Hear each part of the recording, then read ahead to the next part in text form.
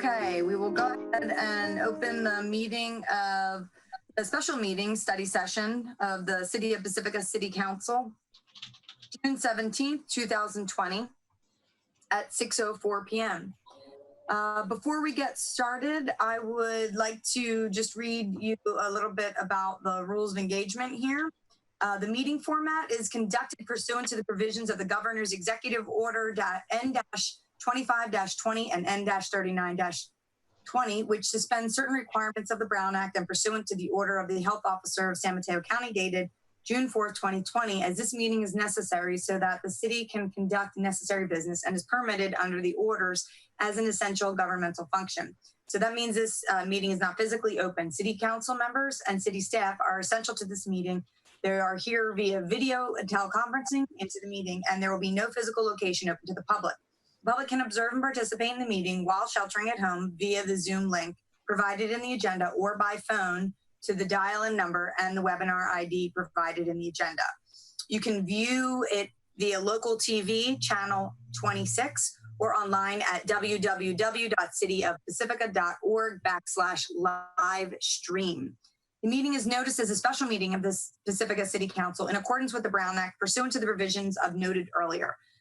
Public comment is limited to items listed on the agenda. For this meeting, live verbal public comments may be made through participation by Zoom.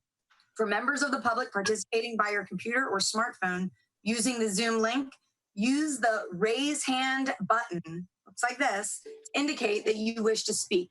For those participating by phone, use *9, that's *9, to raise your hand to request to speak if you're calling in via your phone.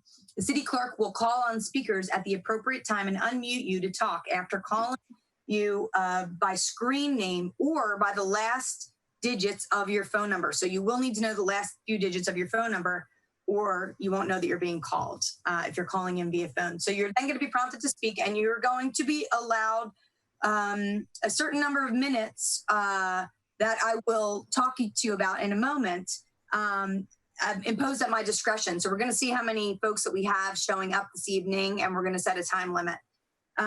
So clearly state your name for the record at the start of your public comment, so we know who the public comment is coming from. Written and email public comments are not going to be read tonight during the meeting. Written public comments received by 3 o'clock today were provided to us, to the City Council. Thank you, Clerk Coffey and staff prior to the meeting, and posted to the city's website on the City Council agenda's webpage for your reference. Emails will not be monitored for public comment during the meeting. If you wish to make a public comment during the meeting and you've not submitted a comment written today by 3 o'clock, please participate via the Zoom access information provided in the agenda and available via the city's website at www.cityofpacifica.org. So there are some rules of decorum. In order to ensure that all members of the public have an opportunity to speak, there will generally be there's generally a 3-minute limitation, but tonight we're going to see how many we have because we want to make sure everybody gets the opportunity to speak tonight. We're here till 9 p.m. So we'll talk about that in a minute. I'm going to open public comment, and each speaker who has indicated that they wish to provide public comment by using the raise hand feature, you'll see that on your screen next to your name. There'll be a little thing, raise your hand. And then we're going to unmute you, and then you can provide your comments. In order to effectively enforce this rule, the clerk will monitor the time for each speaker, and after the allotted speaking time is up, the clerk will inform me, or I will say, please stop talking. I will then mute you if you go over the allotted time. I don't want to have to mute anyone. Individual speakers may not speak twice on the same item, so don't raise your hand twice. We'll unraise it for you. It's a policy of the council that all members of the public have the right to address the city council, and the right includes the right to make remarks that some may find critical, unpleasant, or even offensive. However, it's also important that proper standard of behavior be maintained during the meetings and that the city council is able to complete the public's business in a timely manner. Therefore, the public should respect the order, procedures, and decorum of city council meetings. Persons addressing the city council shall adhere to time limits and should not make slanderous or obscene remarks, shall not disrupt the conduct of the meeting by preventing the council from accomplishing its business in a reasonably efficient manner, and shall not make threats against any person or the public order. The mayor shall enforce this rule of decorum by ordering the speakers to maintain decorum, and I'll take the steps necessary to restore order. I will gavel you down, and I will ask you, please keep order. So, Mayor Martin, I have a question from one of the attendees about whether they will be on video and making their public comments. So I just wanted to jump in to clarify that the comments will be by audio only. The video will not be enabled for public comments. Thank you. We know everybody's hairdresser hasn't been open, so you only have to look at us and our hair that hasn't been done. So thank you, Clerk Coffey. Yeah, you will be audio only. You'll see your name up there or your phone number. So know your last 4 digits. Okay, great. That only took 9 minutes this week. Call to order, Clerk Coffey. Councilmember O'Neill. Here. Councilmember Beer. Here. Councilmember Batterlaus. Here. Mayor Pro Tem Beckmeyer. Here. Mayor Martin. Here. Thank you. Could we have a salute to the flag led by Mayor Pro Tem Beckmeyer? I pledge allegiance to the flag of the United States of America and to the republic for which it stands, one nation, under God, indivisible, with liberty and justice for all. Great, thank you. Okay, so this evening we have a special order of business, our study session. We are going to be holding a study session on policing in Pacifica related to racial equity and use of force study session. So the purpose of this study session is to hear a presentation about Pacifica Police Department force policies and practices, receive input from the public about policing in Pacifica, and provide direction here regarding signing onto the Obama Foundation Mayor's Pledge. With that, I will hand it over to City Manager Woodhouse, and we will receive a presentation, and we will also open it for public comment after. But before that, I'll have a few words. Great. Thank you, Mayor Martin and Mayor Pro Tem Beckmeyer and council members. Kevin Woodhouse, City Manager.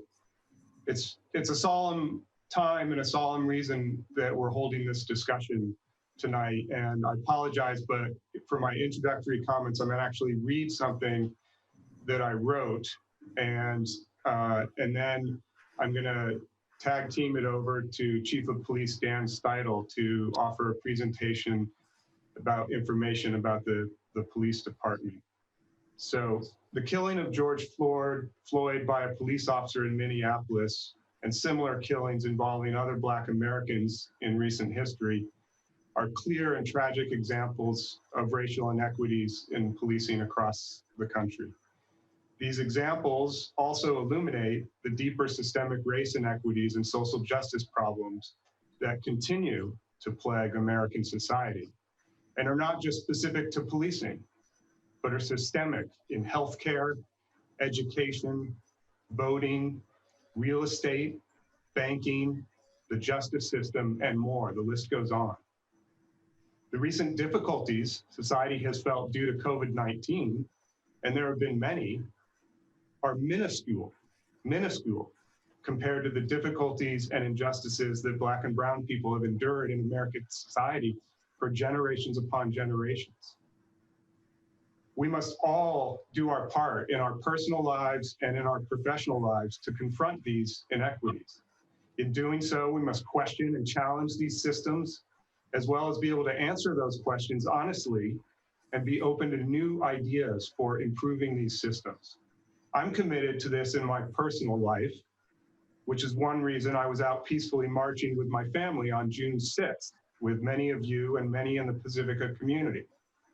I'm also committed to this in my professional life, which as your city manager and united with you, the city council, is why the city organization and Chief of Police Dan Steidel have acted quickly and transparently in providing communications and information to the Pacifica community, supporting the peaceful protest march, beginning a new review of our policing policies, immediately prohibiting the carotid hold technique, and holding tonight's study session to hear stories and input from the Pacifica community and the City Council. Tonight, I'm recommending that the Council consider authorizing the Mayor to sign on to the Obama Foundation Mayor's Pledge because it's an appropriate action and framework to review use of force policies, to engage the community, to report out findings of our review to the community, and to implement reforms as necessary. As we all do this work together,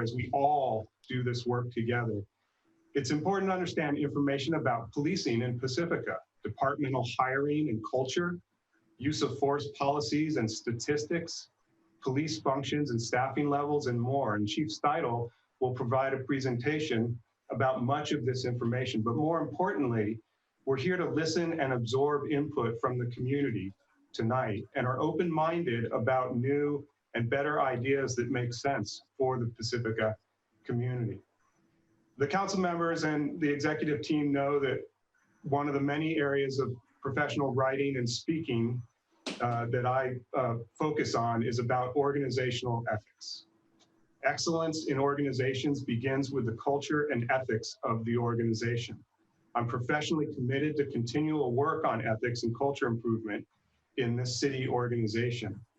While it's my assessment from nearly 3 years as your city manager in Pacifica that Chief Steidel and the Pacifica Police Department embody an excellent organizational culture and ethics, and that is one reason the department's use of force incidents are so low over the last 5 years.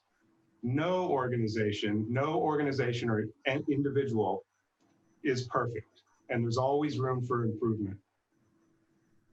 We'll be seeking improvement. That's my commitment as the city manager. And so tonight we begin this process of listening. So I'd like to turn it over to Chief Steidel to dive into talk specifically about Pacifica policing.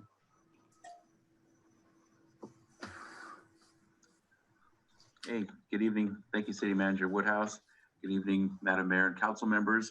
And more importantly, every time I address the council, I'm usually thanking the council, and I have my back turned to the community because I'm at a podium. Well, tonight is a different story. In this forum, I'm turning around and I'm speaking to the community, and I'm asking for the community's help. I'm asking to listen a little bit about what we do here at the Pacifica Police Department and what our culture is all about. And then at the end, I'm going to be asking for your help to determine what it is as a community you need and to help us as a police department understand. Echoing the comments from the city manager regarding what has brought us here tonight, it's definitely solemn. As your police chief and on behalf of the members of the department, as I have before, I continue to express my outrage and my disgust at the reprehensible act that led to the murder of Mr. Floyd in Minneapolis. As a department and as a profession, we join our fellow law enforcement officers and fellow police chiefs around the country as we are standing up with a united front to proclaim that this is not acceptable and this is not what law enforcement is all about in America. As peace officers, we know we are entrusted by our community to make decisions every single day in the protection of life and property, which is our mission. At this department, the Pacifica Police Department, our training and policies are adherence with modern police practices that are designed to assure enforcement of law in a fair and equitable manner for all.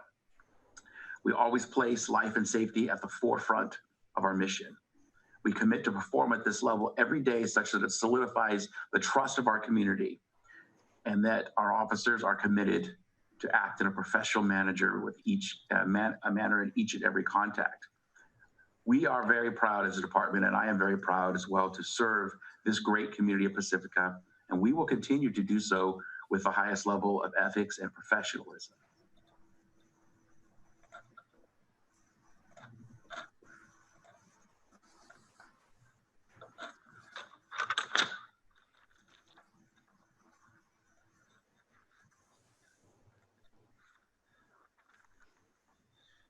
One of the things that I have often said as a chief of police when I go before bodies in our community, when I go before town hall meetings or small meetings or even with individuals, people, I always say, as a police department, we can't do this on our own. Whether it's crime prevention, whether it's lowering crime in the community, traffic accident reduction, or solving the quality of life issues that we have in our community, as most communities have.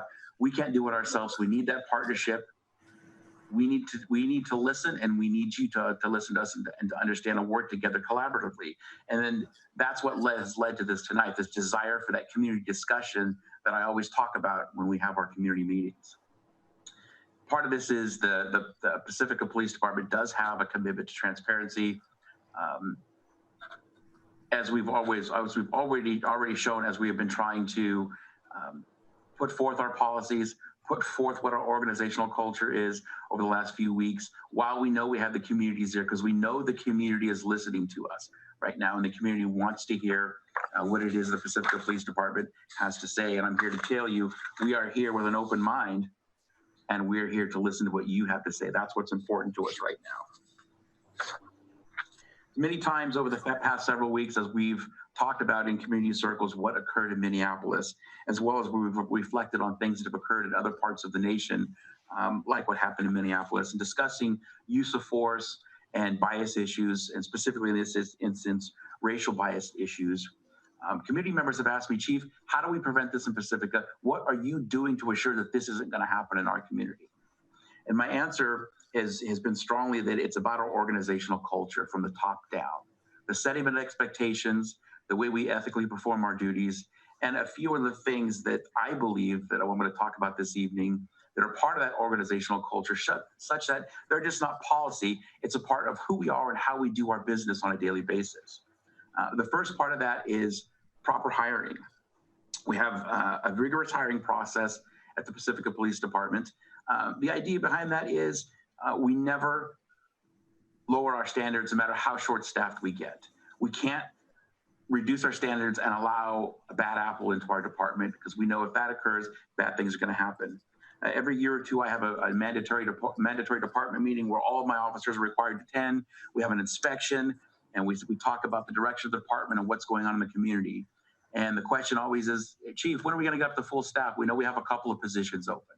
And my response is, we're doing our best, but we are not going to hire somebody that's substandard, that's not a good fit for this department, that's not ethical, and it's not a good fit for the community.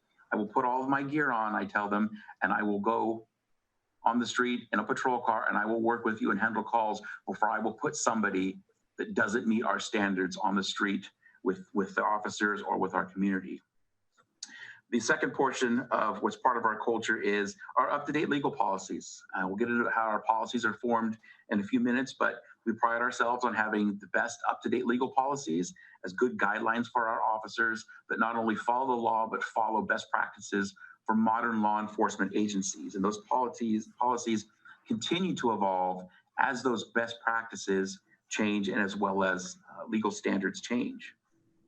Training is also very important. We have recurring training, and we'll talk about specifically right now as it pertains to the incidents and what we've been talking about in our community forums lately, and that is the use of force. Our use of force training it involves understanding the policy and the officers being able to explain the policy and how it's supposed to be utilized on the street. But other than that knowledge testing, we also do a lot of scenario-based competency testing. Everything that's on the officer's tool belt, every hand-to-hand technique, everything we have for controlling a situation, our officers are tested on to make sure that it's safe for the officers and for the community. So they're required to demonstrate to us that they can competently use those techniques and tools, and that they know when to use them. And we test their knowledge of when to use them through some of our de-escalation training, where we put our officers with instructors in different scenarios where they're required to make rapid decisions as to what level of force they should be using, whether they're able to de-escalate a situation as appropriate, with the overall idea of being able to demonstrate they can control a situation with the use of minimal force. And the fourth part of it is accountability, which is important to sustaining this ethical culture. Now we have a culture at this department of holding ourselves accountable from the top to the bottom. None of us are perfect. There's a big difference between a criminal action like what you saw in Minnesota and an officer making a mistake. And as the city manager earlier said, none of us are perfect. There have been times in my department where I have made mistakes. I'll be the first person to own up to them, and I own up to them to my troops to set that standard for what I expect my command staff to do, supervisors, and the officers. And that culture goes all the way down the line to the officers, and I expect that from everybody in our department. One of the things that I can tell you that it's good about our culture with the things that I've just listed, especially the accountability, is I haven't read this anywhere about the Minneapolis incident, but I've read many studies regarding police misconduct. And again, what you saw in Minneapolis was misconduct. That was not a mistake. That was misconduct. And let's be very clear about that. There's a difference. And what I believe, based on all the studies that I've read, when you have an incident like that, when you have serious police misconduct, there is somebody in that officer's agency that knew about this officer. It's very difficult to believe that there were never any issues with this officer, whether it be racial bias, whether it be aggression, whether it be improper use of force, whatever the underlying factors are that made this officer believe or made this officer do this reprehensible act that he did. So what I'm trying to say here is, at the Pacifica Police Department, we're always looking around in our own department. What can we be doing better? And do we have anybody here that's a potential problem, especially with the new officers as we're mentoring them as they're coming on? Fortunately, we have very good success because, again, we hire the right people. We don't want there to be a situation where something happens in our department because somebody wasn't held accountable, such as likely the case in Minneapolis. So moving forward a little bit into our use of force policies, as well as all of our policies, we subscribe to a policy through a company called Lexipol. Lexipol is filled with a group of attorneys and legal experts that are subject matter experts in our different policies. Pertaining to the use of force, we know that, what happened with the recent changes with Assembly Bill 392, which our policy was updated to reflect the changes in California law regarding the use of deadly force in December 2019. It was required by law to be updated by January 2020. So we were a little bit ahead of the curve on getting that out there. We recognize that Assembly Bill 392 changed the California Penal Code and made our use of force and our use of deadly force laws some of the most stringent laws in our nation. And we're actually very, very proud of that. Now, taking a look at our policy, our interpretation of our use of force policy that is in compliance with state law, and our department trains officers in the use of force to meet the requirements of Assembly Bill 392. But as with other policies pertaining to this topic, the department is currently conducting a review with legal counsel of our policy to assure that it is ironclad and is completely in line with Assembly Bill 392, and that we have the best use of force policy available out there for protection of our community and the protection and safety of our officers. We understand that a use of force is usually a very controversial topic, even when used properly and even under the right circumstances that are completely unavoidable by the officer. We have a duty to use force, understanding that it's a critical concern for our community. Even when we've done it 110% right, we know it's critical. We know we must be accountable to it and be able to conduct appropriate levels of review to show that we are in tune with our officers doing, and we're holding our officers and ourselves accountable. So I wanted to touch on a few use of force important points tonight, simply because some of this has come out in the narrative, not only in our community, but across the nation, and such that I felt it was important to talk about. And when we talk about use of force, we talk about de-escalation. We have de-escalation in all of our portions of our use of force policy. De-escalation is the ability of an officer to reduce the level of force in a situation where it's appropriate. This isn't always appropriate. Sometimes officers are met with, in a situation where they're met with an immediate threat and they have to take action on it. But many times we know that incidents with someone that we're trying to take into custody that's not compliant, they evolve and they progress over a period of a few minutes. And we have that opportunity to use our verbal skills, to use our negotiating skills, to do whatever we have to do to try to take that person into custody with a minimal level of force or with no force at all. It's very important to us. And again, every type of force training that we conduct here at the Pacifica Police Department, there is a de-escalation component in it, such that our officers have to show us that they can move from one level of force down to a lower level quickly when appropriate. We have a duty to intercede, and what that means is our policy states that if an officer witnesses excessive force and inappropriate use of force by another department member, they are required, when feasible, if they're in a position where they can get to it and intercede and prevent that from continuing to happen, they must do that. And on top of that, they also must report that to a supervisor, at which time an internal affairs investigation would be initiated to determine what occurred in that situation and if that officer was using unlawful force. Some of the narrative speaks to use of other resources or techniques before shooting. As our policy is in line with what California state law is, in that we take all of our options that we have available to us, and we consider those options that we have to us prior to the use of deadly force. Again, many times we know we have the opportunity to think it through, we have the opportunity to assess a situation and try to resolve things at a lower level of force. However, as I spoke of earlier, there are those few times when that is not possible, when when an officer is presented with an immediate deadly force situation and must save their lives or to save the lives of others.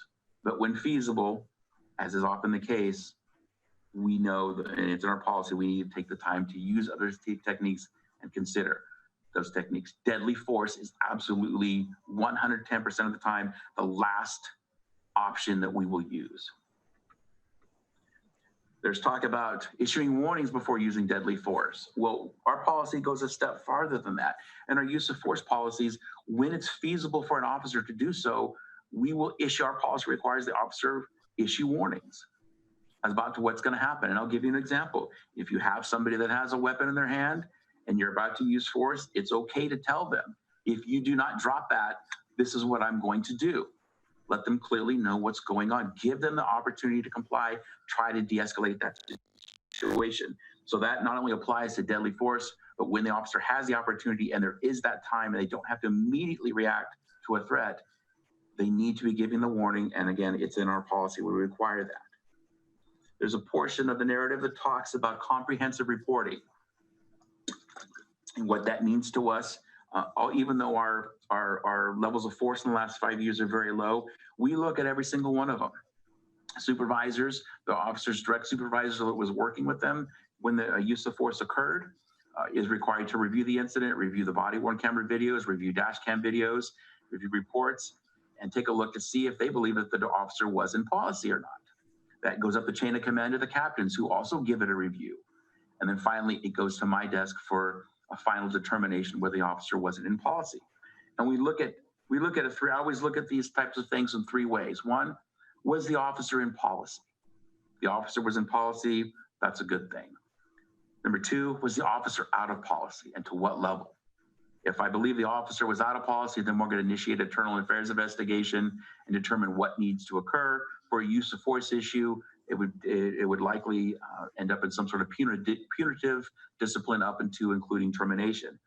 And the third one, which I think is the most important, sometimes we review our incidents, and not just use of force incidents, but any incident, pursuit driving, any high risk type incident, and say, okay, well, perhaps the officer was in fact in policy, but could we done it better? Is there a way we could have done this better? Is there anything that we could have done differently on that call or in that situation, such that maybe we didn't have to use force, or it could have de-escalated? So we always, even in situations where the use of force was appropriate, we use them as training opportunities to talk about what we could be doing better.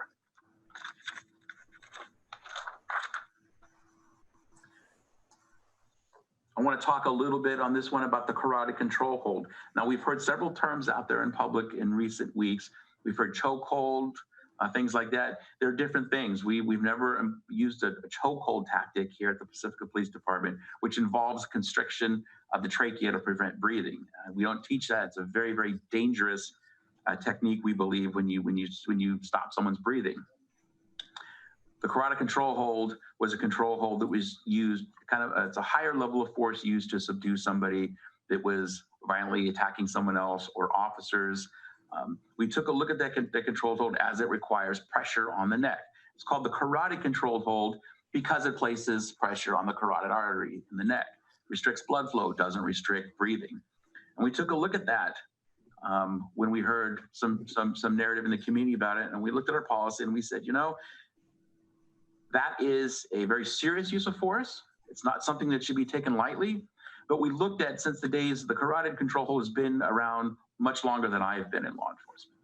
And we looked at what we have, the tools that we have available to control situations that are much lesser, that could accomplish the same thing for us. And we realized over time, our techniques are modern and our tools we have available to us are modern, which gives us the opportunity to take a look and say, we believe this carotid control hold is adequate and not something that we need in our toolbox any longer.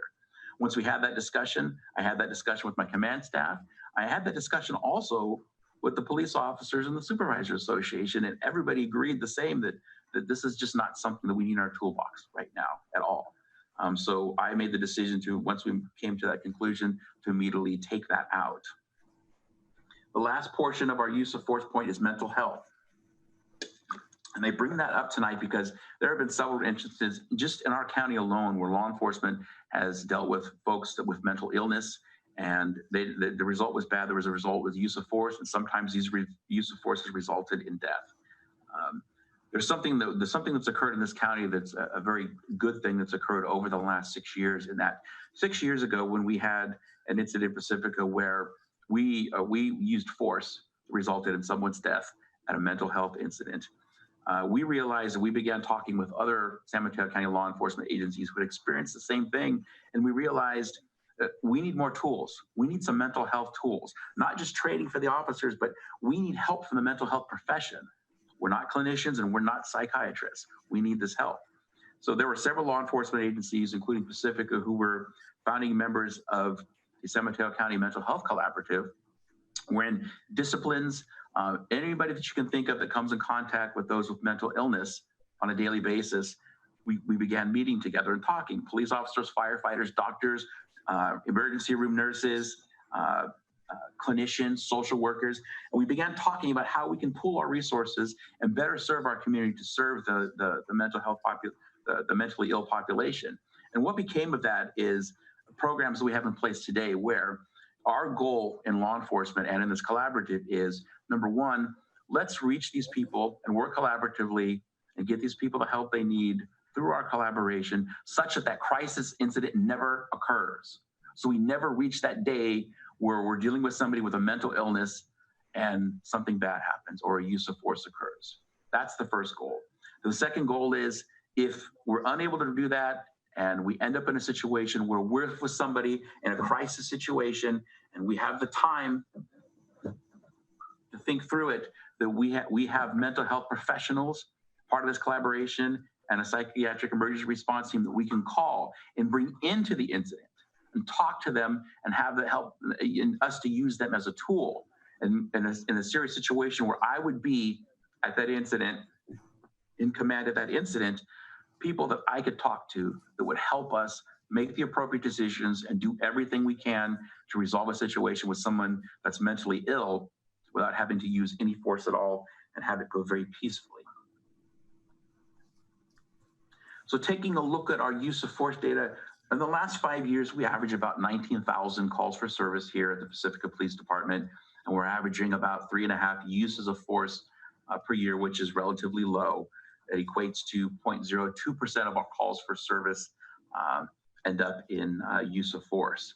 And thankfully, in those few cases, there have been no serious injuries to anyone as a result of the use of force.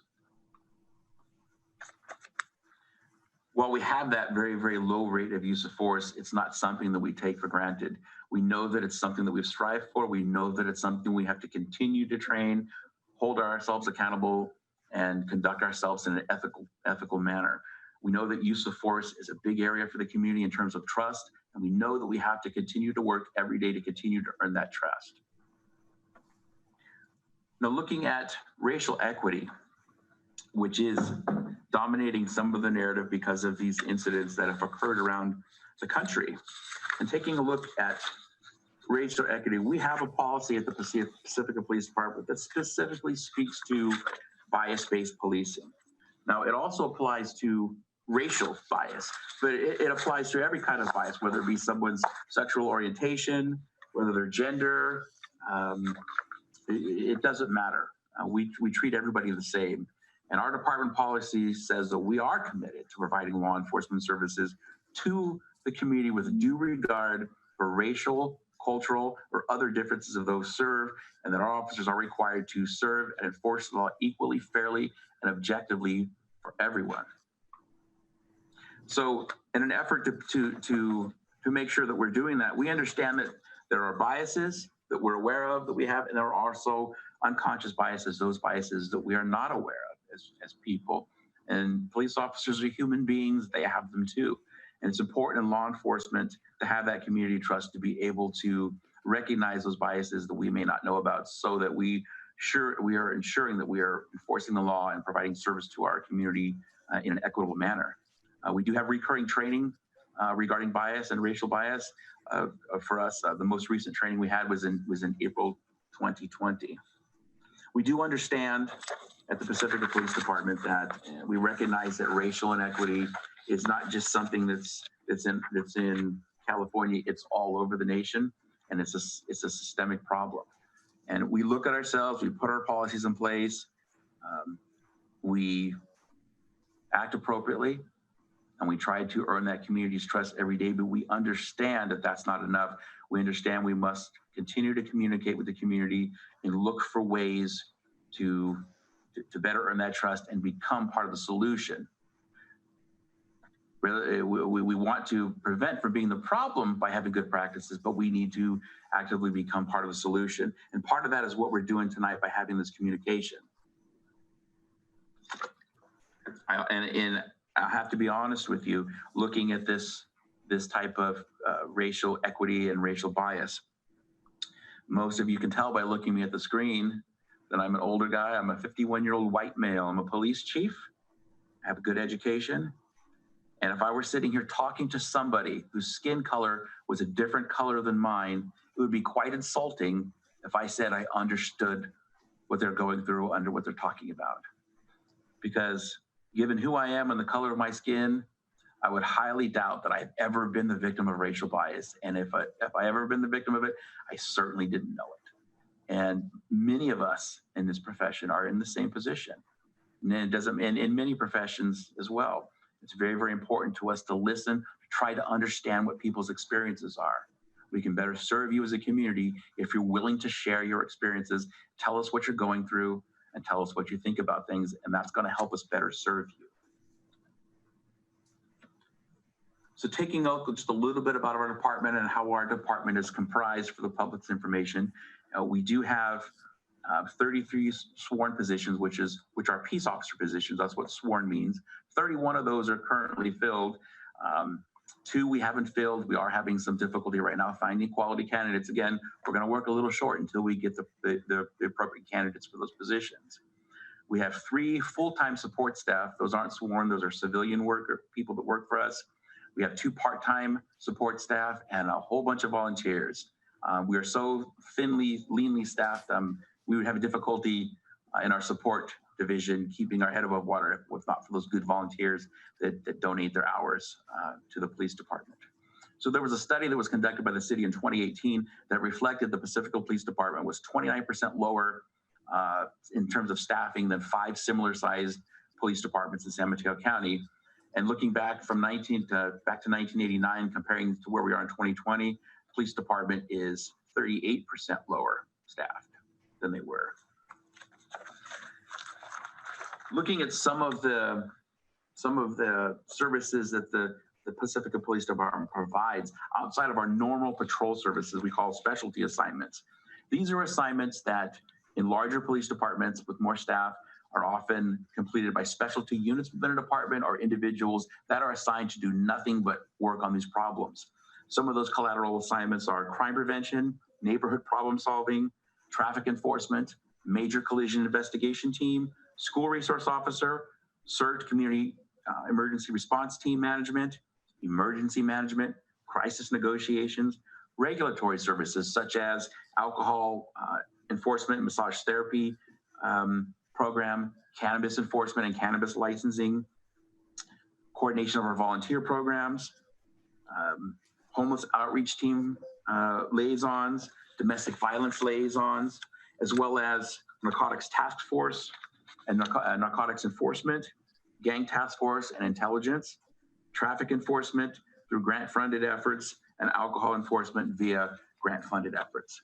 The difference in a lot of larger agencies with Pacifica Police Department is all of these duties are performed by our captains, our sergeants, and our officers in addition to their normal duties.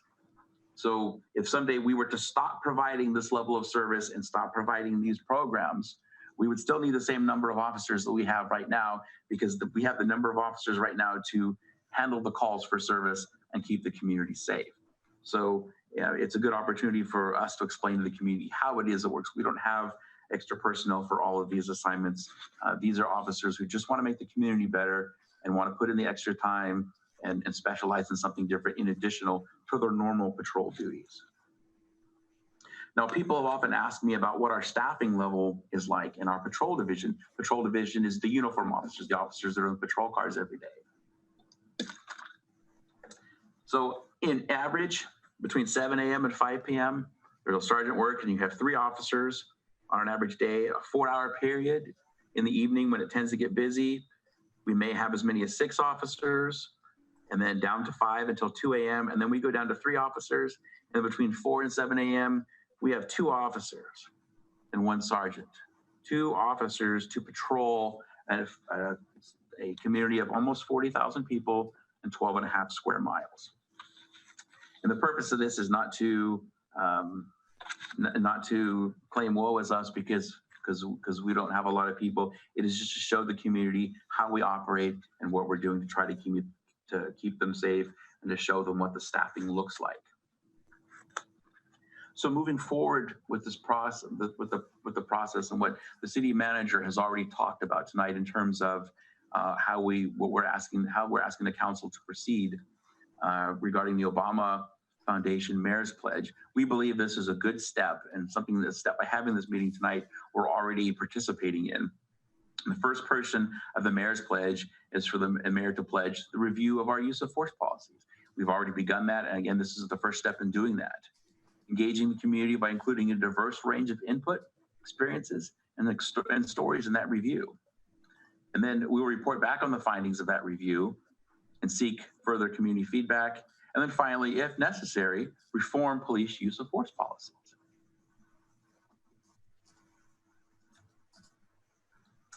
I would like to close by saying, again, thanking the community for listening. Thank you for giving me the opportunity, Madam Mayor and City Council, to address the community regarding these important topics.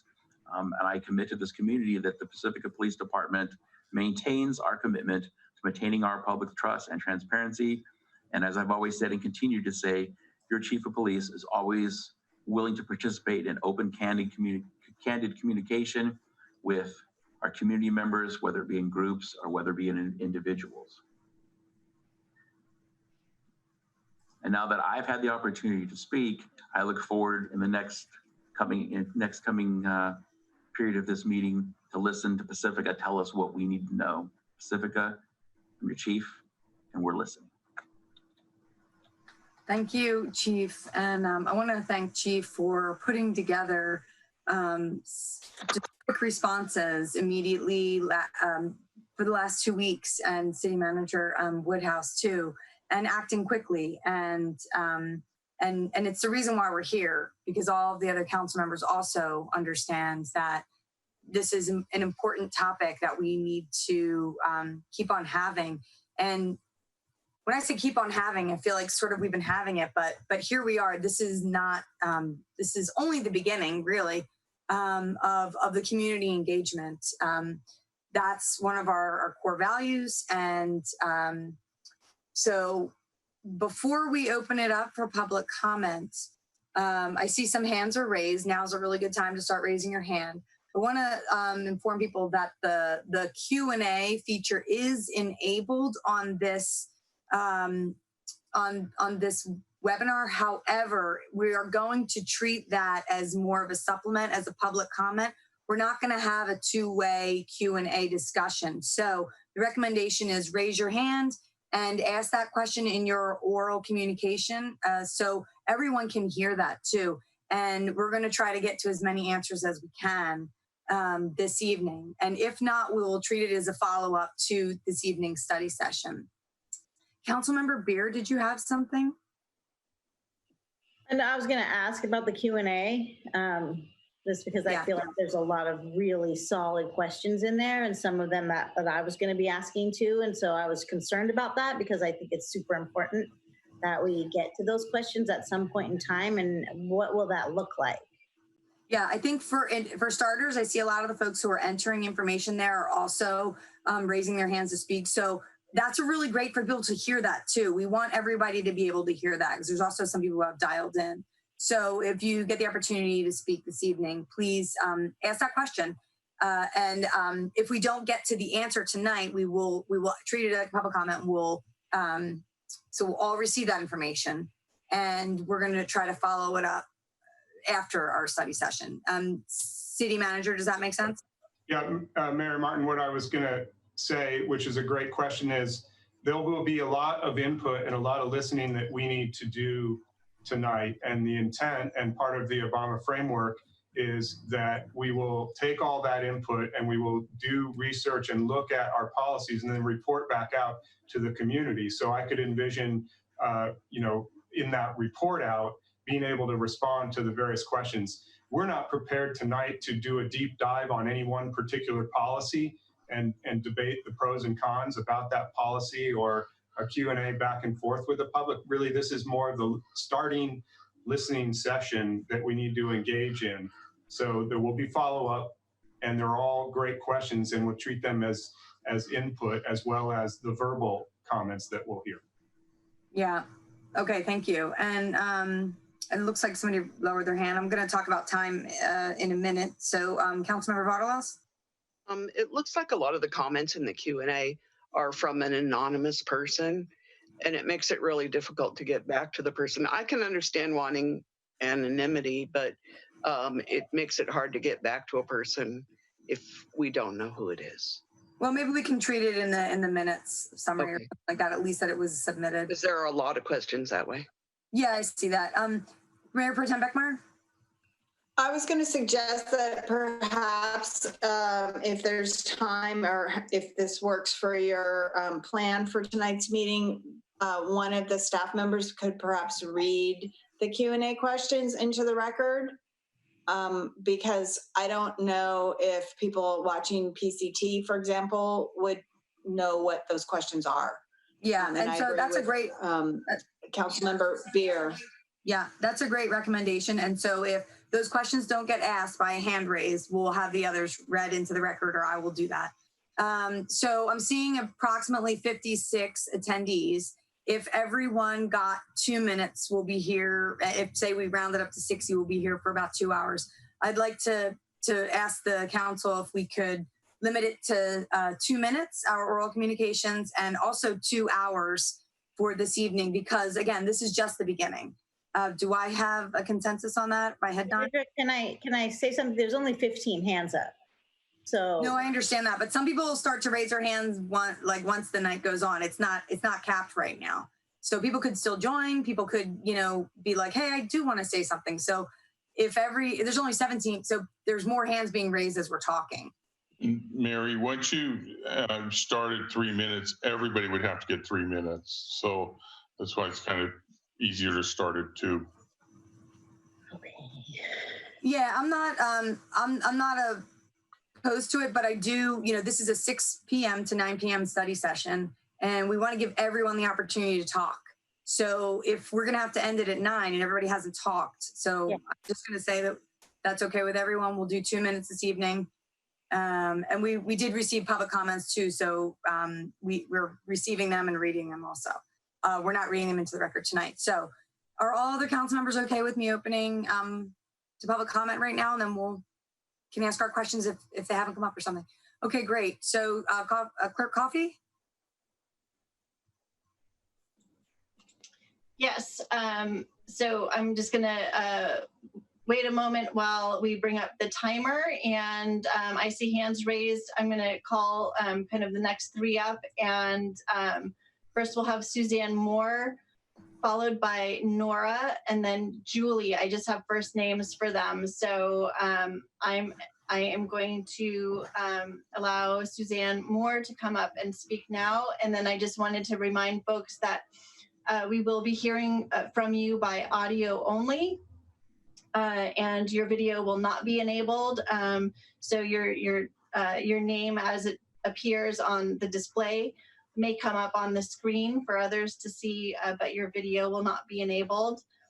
And if there's any dial-in user attendees, then we'll be calling on them by the last four digits of the phone number as it's displayed on the screen. So just be aware of that. So with that, I am going to call up Suzanne Moore to speak. Suzanne Moore. Thank you for having this study session on Pacifica police use of force. The world aches for a new order in which everyone is safe and treated equally. We don't know how it's going to be achieved, but it will certainly progress with conversations and listening like we are doing tonight. Pacifica's police use of force policy is out of compliance with California's AB 392, according to Pacifica Social Justice in their work and consultation with the ACLU. The policy doesn't include a key phrase that deadly use of force should only be used when it is, quote, necessary to defend against imminent threat of death, end quote. Many communities in California adopted those very words directly into their policies, and I would like Pacifica to do the same. Pacifica has recently banned the carotid control hold.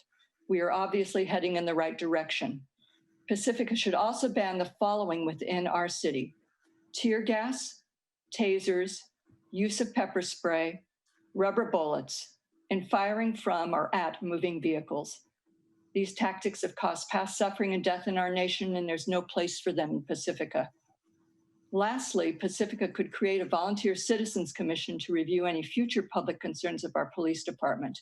An unbiased citizens group could increase oversight and transparency. The family of Errol Chang still grieves for him. Pacifica may have learned something about de-escalation and crisis intervention since we lost Errol, but those with mental illness, the poor, people of color, immigrants, and the homeless quietly share stories of fear. Our police department still has work to do to gain their trust. Pacifica could be a leader in these efforts. Let's get started. Thank you. Thank you, Suzanne.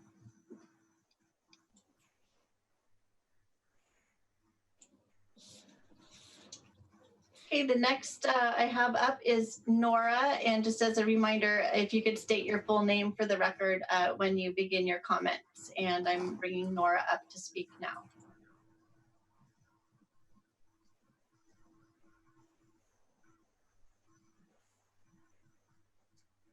Hi, can y'all hear me? Yes, Yeah. we can hear you. Okay, my name is Nora Spalholtz. I'm born and raised in Pacifica, and I currently live in the back of the valley. My understanding is the same as Suzanne's, that Pacifica's current use of police force is not in compliance with the state law AB 392, to use deadly force only when necessary. The word necessary is very important right there. So I would like us to change that policy to reflect the state policy. Also, I think that our Pacifica Police Department, while I do appreciate that there is some cultural competency training happening, I think that we could do a lot better. Saying that the last one was in April means that, you know, months have gone by without another one. And I think that we could definitely do those at least. I think we should be doing them at least once a month. To be fair, you know, a lot of people are lacking in these cultural competencies. It's not just the police, but the difference is that police have guns, right? So that's something we need to think about. And I think for that reason, we need to hold our police to an even higher standard when it comes to cultural competency, trainings on implicit bias, prejudice, power, privilege, oppression, discrimination. And I agree with Suzanne. I think we can set the standard for a culturally competent police force. And I think, to be honest, I think we have the duty to do that. And, you know, and I'm glad to hear that we have trainings on scenarios and de-escalation, and that's good, but I think that we need to go further. Because it's not just about use of force, it's also about people of color being pulled over by the police, being hassled by the police on a daily basis. So I believe in us and I know we can do better, and I appreciate the police chief for being on this call. Thank you. Thank you, Nora. Okay, the next I will call up is Julie, followed by Haya Gordon, and then Jay Crawford. Julie, I'm bringing you up now, and if you could state your full name for the record when you begin your comment. My name is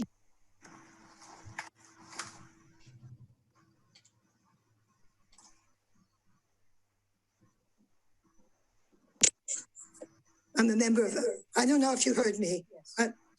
Lorenzo, can we restart the time for Julie? Just one moment, Julie. We're gonna, go ahead. Okay, I live in Pacifica. My name is Julie Starabin. I live in Pacifica, and I'm a member of Pacifica Social Justice. I'm speaking in memory of Errol Chang, who was murdered in Pacifica by the Daly City Police, who were called by the Pacifica Police in 2014. I want the city of Pacifica and the Pacifica Police Department to change their policy.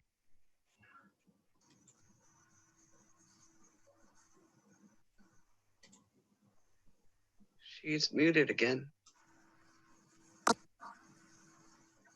The city should create a real crisis intervention team, not just some training for the police. Also, I feel like I want the Pacifica Police Department should stop using Lexipol. Lexipol is a for-profit company run by former police officers who do not follow the California law. They do not use the wording necessary standard. Why should Pacifica pay to buy such a flawed policy? The police department should change their policies to be in compliance with state law. They are not in compliance because they do not use the necessary standard. Thank you. Thank you, Julie.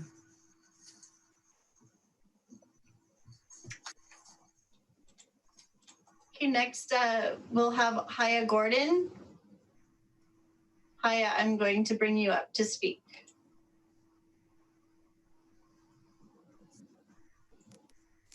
My name is Haya Gordon. I'm a member of Pacifica Social Justice. I'm speaking in memory of Errol Chang, who in the middle of a mental health crisis was killed by the Daly City SWAT team that was called to Pacifica for mutual aid. A new law, AB 392, entitled Peace Officers, Deadly Force, took effect January 1. Pacifica Social Justice, in partnership with the ACLU, sent a letter to city officials yesterday to point out that the Pacifica policy is not in compliance with AB 392. Let me read from the new law, Section 835A, sub A2.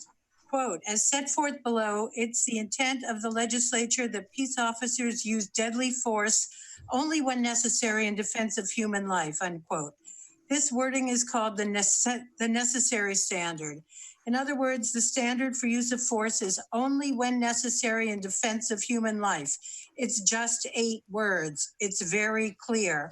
What does Pacifica's current policy state? Section 300.4 says, quote, the use of deadly force is only justified in the following circumstances. A, an officer may use deadly force to protect him, herself, or others from what he/she reasonably believes is an imminent threat of death or serious bodily injury to the officer or another person, unquote. Let's compare that with the new law. A peace officer is justified in using deadly force upon another person only when the officer reasonably believes, based on the totality of the circumstances, that such force is necessary for either of the following reasons. What happened to the standard for use of force from the new law? Only when necessary in defense of human life. It's not in the current police policy. Pacifica needs to comply with the law and train its officers on it so they all know it and follow it. Thank you. Thanks, Haya. Next, we'll have Jay Crawford, followed by Laverne Villalobos, and then Denny Osnes.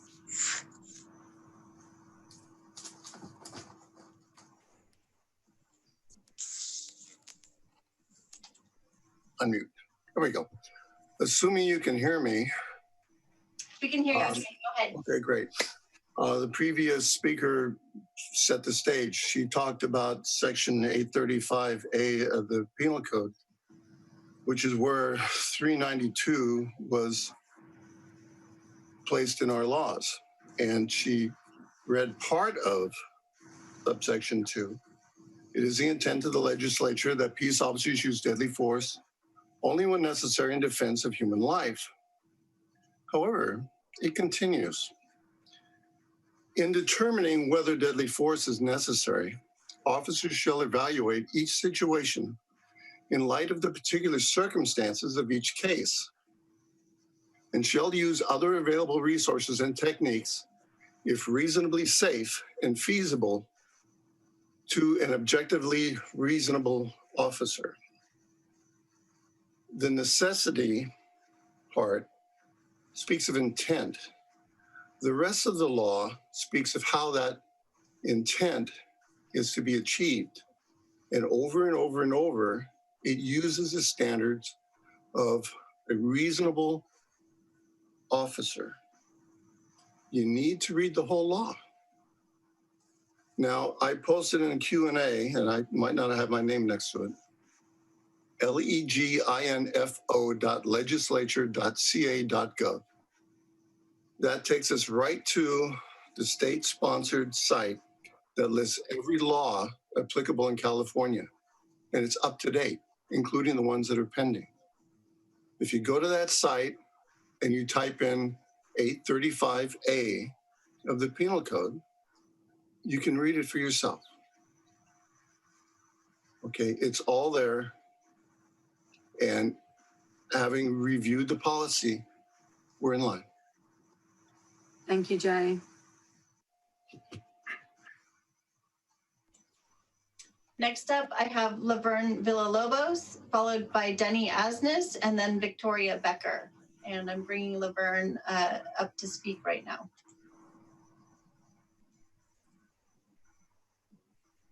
Hello, can you hear me? Yes. We can. Hi, my name is Laverne Villalobos, and I am a member of the community. I've lived in Pacifica for 14 years. And I just wanted to comment on Chief Steidel and his ethical culture in Pacifica, where juveniles are concerned to the school and prison pipeline and their well-being. And first, I just want to compliment the Pacifica Police Department, because we had a family emergency a few months ago. It was a mental illness emergency, and we applaud the Pacifica police on how they handled the situation. But I also want to talk about, with that same person a few years earlier, how the police department will go into the high schools and arrest the children unnecessarily at school. My son was paraded down the center of the stairs, and he really didn't need to. I mean, they did it right at a time when school was getting out and the optimum amount of students were there to watch it. And so I am just asking the police department to change their culture on how they treat our children. Thank you. Thank you, Laverne.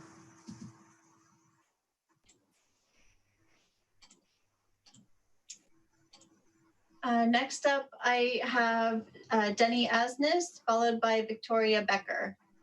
And I'm bringing Denny Asnes up to speak now. My name is Denny Asnes. I'm a Pacifica resident. I'm also speaking today in memory of Errol Chang, murdered in 2014 by the Daly City SWAT team after first being tased by Pacifica police when Errol's family had called for help during his mental health crisis. The police shouldn't be tasing and murdering people with mental illness when what's needed is intervention from trained mental health professionals and social workers. Money should be defunded from the police and reallocated to organizations that can actually serve people with mental illness and their families. I have a sister with mental health issues. I've often been afraid that she would end up in trouble or hurt at the hands of the police, though I know that because she's white, she's less likely to be murdered or mistreated for her illness than a person of color with mental health challenges. I could use up our collective time saying the names of those murdered by police in this country, this state, the Bay Area, San Mateo County. But I want to focus now on Pacifica Police and its continued collusion with these types of practices. I'm a member of Pacifica Social Justice, which was part of the statewide coalition to pass AB 392, which you have heard how it changed California law to include the statement that police should use deadly force only when necessary in defense of human life. As part of Pacifica Social Justice, I say that Pacifica's use of force policy is not in compliance with AB 392, no matter how many times Chief Steidel and other city officials say it is.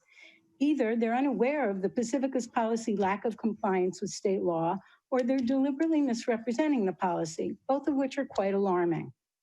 The Pacifica use of force policy twists the language of AB 392 and most crucially does not use the words when necessary in referring to the use of deadly force.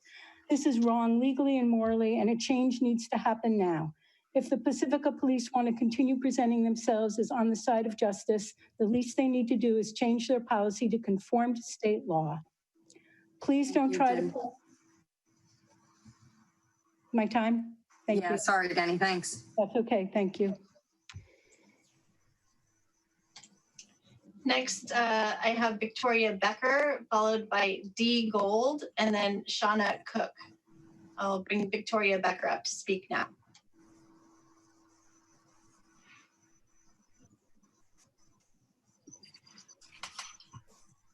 Can you hear me? Yes, we can. Okay, my name is Victoria Becker. I'm also from Pacifica Social Justice. I'm also speaking in memory of Errol Chang, murdered by police in Pacifica 6 years ago. In a racist system, there are no good cops or benign, well-meaning police departments. I'm calling for the defunding of the complete defunding of the Pacifica Police Department. Reform has not worked across the country. It is time to start over. Thanks. Thank you, Victoria.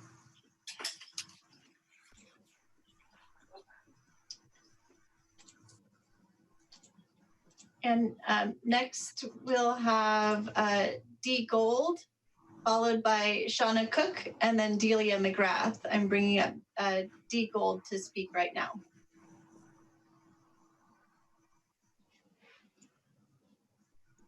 Can you hear me now? Yes, we can. Okay, thanks. My name is Deej Gold. I live in Pacific Manor, and I also am a member of Pacifica Social Justice, and I also speak today in memory of Errol Chang and Shenandoah Okobi and all the other people who've been killed by police in our county. We have already sent you a letter describing the ways we believe the Pacifica Police Department's use of force policy fails to comply with AB 392, particularly in regards to the phrase necessary. Although the presentation describes requirements of the law, you haven't updated the policy to reflect that. Pacifica has to come into compliance with the law, and the police officers must be retrained. I'm concerned that Pacifica continues to buy programs from Lexipol that do not conform with local or state law. After Pacifica passed the Sanctuary City Ordinance, we met with city leaders to discuss its implementation, and we were told that the police department was waiting for a Lexipol program that would implement SB 54. Well, our city ordinance is stronger than SB 54, and there was simply no need to wait for this for-profit organization created by people whose major interest is in defending police officers against charges of abuse. Our police department, city manager, and attorney should be responsible for developing police practices. I am concerned about the increasingly militarized police practices in our communities. In the name of mutual aid, Pacifica Police join with neighboring police forces and the San Mateo Sheriff, which have SWAT teams and other aggressive military tactics. This is how Errol Chang was killed. Pacifica Police turn people over to the San Mateo County Sheriff, who cooperates sometimes illegally and always voluntarily with ICE, placing our immigrant neighbors at risk. Nor are Pacifica Police immune from racial profiling, traffic stops, and other activities. It should not take these brutal police murders that we have been witnessing around the country to force a complete reevaluation of the role of police in our society and the necessity to change how we perceive and accomplish safety in our community.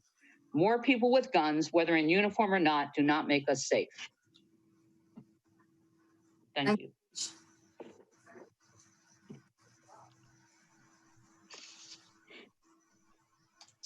And next we have Shauna Cook, and then I'll bring up Delia McGrath after Shauna. Go ahead and unmute yourself, Shauna. There. Am I unmuted now? Yes. I would like to begin by thanking you for holding this study session today. So I'm a lifelong Pacifica resident, and I love my home so much. And I'm not going to speak to policy today, but I am going to speak to implicit bias. I'm a white woman. I'm 36 years old, and I have not been immune to mistreatment at the hands of police here in Pacifica for my gender. There's a culture that is not being addressed in Chief, in your words, and I hold respect for you, but I really hope that you can listen to this. I'm the mother of a mixed child, and she is terrified of you. She's terrified to you to the point where she's not sleeping and she's having a hard time with her stomach, with the anxiety. I'm a psychotherapist. She's going to be okay. I'm going to take care of her. And I'm sitting on about 10 stories from strangers after I reached out that are too afraid to come talk to you today because they're afraid of retribution. Stories of profiling an African-American preschool teacher being profiled in the beach at Sharp Park, just trying to watch the sunset, of a young man having a gun pointed in his face, being told that he was not welcome here and get out of our town. Those were the most alarming of the stories. My own stepfather won't drive to Lindemar without my white mother in the car because of how often he is pulled over here. There's a tactic of following people closely behind. It's very intimidating, and it's only happening to people of color in this community. They assume that you're running their plates. They feel terrified of you, and then they don't get pulled over, or they do, and like the young man who was trying to visit his parents had a gun pulled on him. Necessary, yes. And I would like to see a report filed every time you put your hand on a gun as a very basic first step. And I will. And I have so much more to say, but thank you for listening. Thank you, Shauna.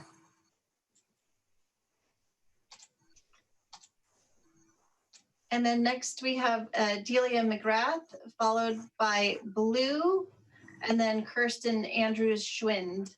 I'm bringing up Delia McGrath to speak now. Go ahead and unmute yourself, Delia.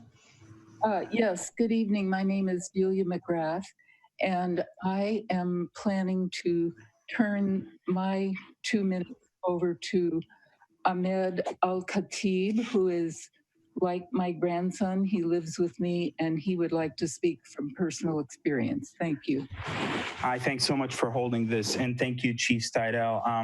I have spoken to a few of your officers about I've been living here for 15 years, multiple personal experiences. I'm a 30-year-old man, and I had this challenge with a coworker of mine to grow my naturally afro hair. And usually I shave it sparkling bald. And I went from having no interaction with officers to within an 8-month window having over 6 tickets and almost losing my license and almost getting a taser pulled on me by one of your officers. I've spoken to Sergeant Stephen Mansker. I recently spoke to Captain Glasgow. And unfortunately, these tickets were all discretionary in nature. One was for speed that was unsafe for the conditions. It wasn't speeding. One was for excessive acceleration. I had to fix a ticket for a blocked license frame that was blocking the bottom of a number. And then I went to the station on a Saturday rainy afternoon to get it signed off on. And I left with 2 more tickets. One was a parking ticket for parking in a manner that blocked the white lines in the parking lot. And one was the officer lit me up as soon as I left and followed me. And I met with his supervisor 3 times, who told me he reviewed the body cam, the dash cam, and said it was inappropriate. He was going to write him up. I face off with the officer, and he swore under oath that he was not written up. I followed the process, and the process failed. And I shaved my afro, and guess how many times I've had interactions with officers since then? Absolutely 0. So I really think the issue of the bias is far greater than a simple once a year, twice a year training. And I would love to hear you speak about that. Thank you so much. And I really appreciate your efforts. Thank you very much.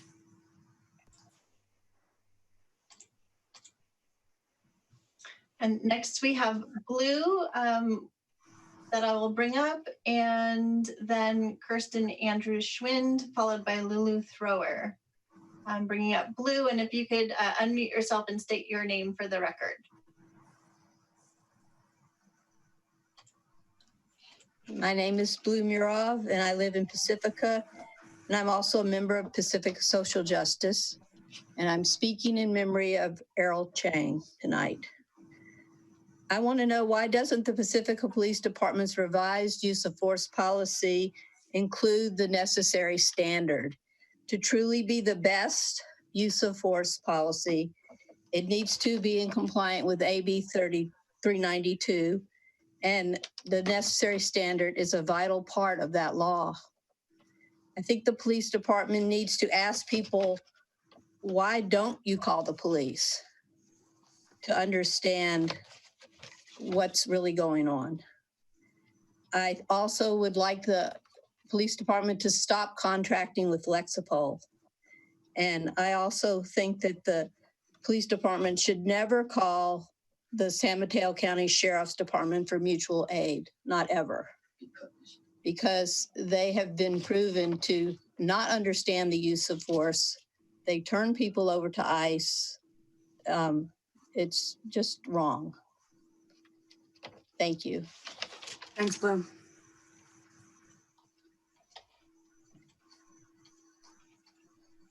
Next, we have Kirsten Andrews Schwind,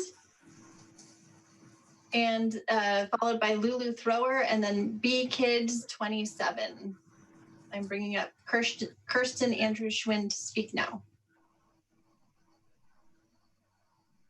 Hi, yes, I'm Kirsten Andrews Schwind. I'm a resident of Pacifica, and I had put a question in the Q&A, so I'm going to read that and would love a response if that's possible.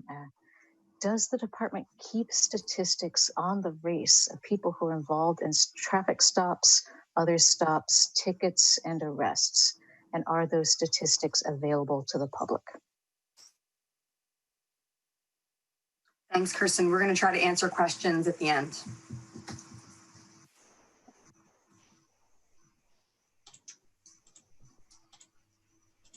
Okay, next I'm bringing up Lulu Thrower.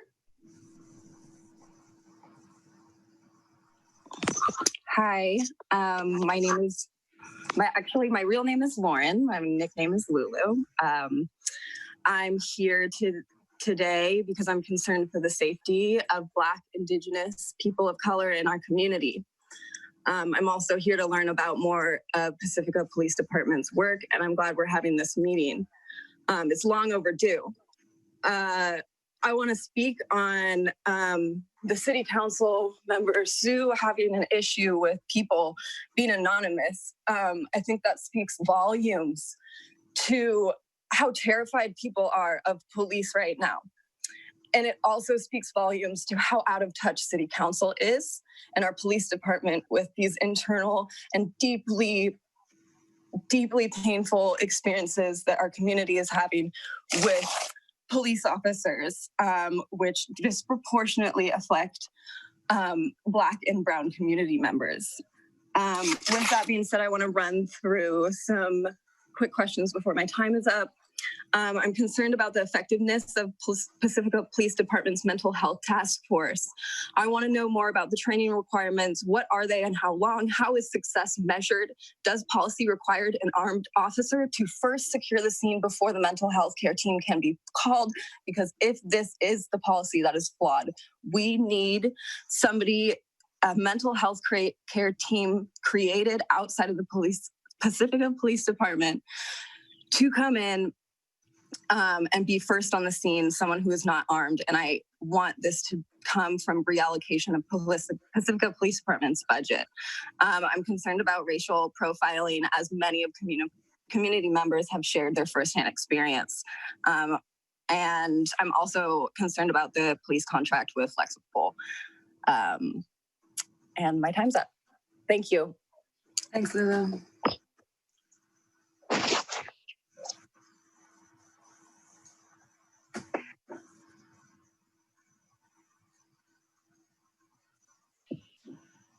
Sarah, you're on mute. Thank you. Next, I'll bring up B Kids 27, and then Gloria Stofan and Sophia Mahoney Rural.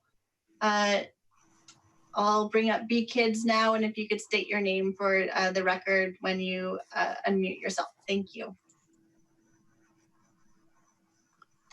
Hello, can everyone hear me?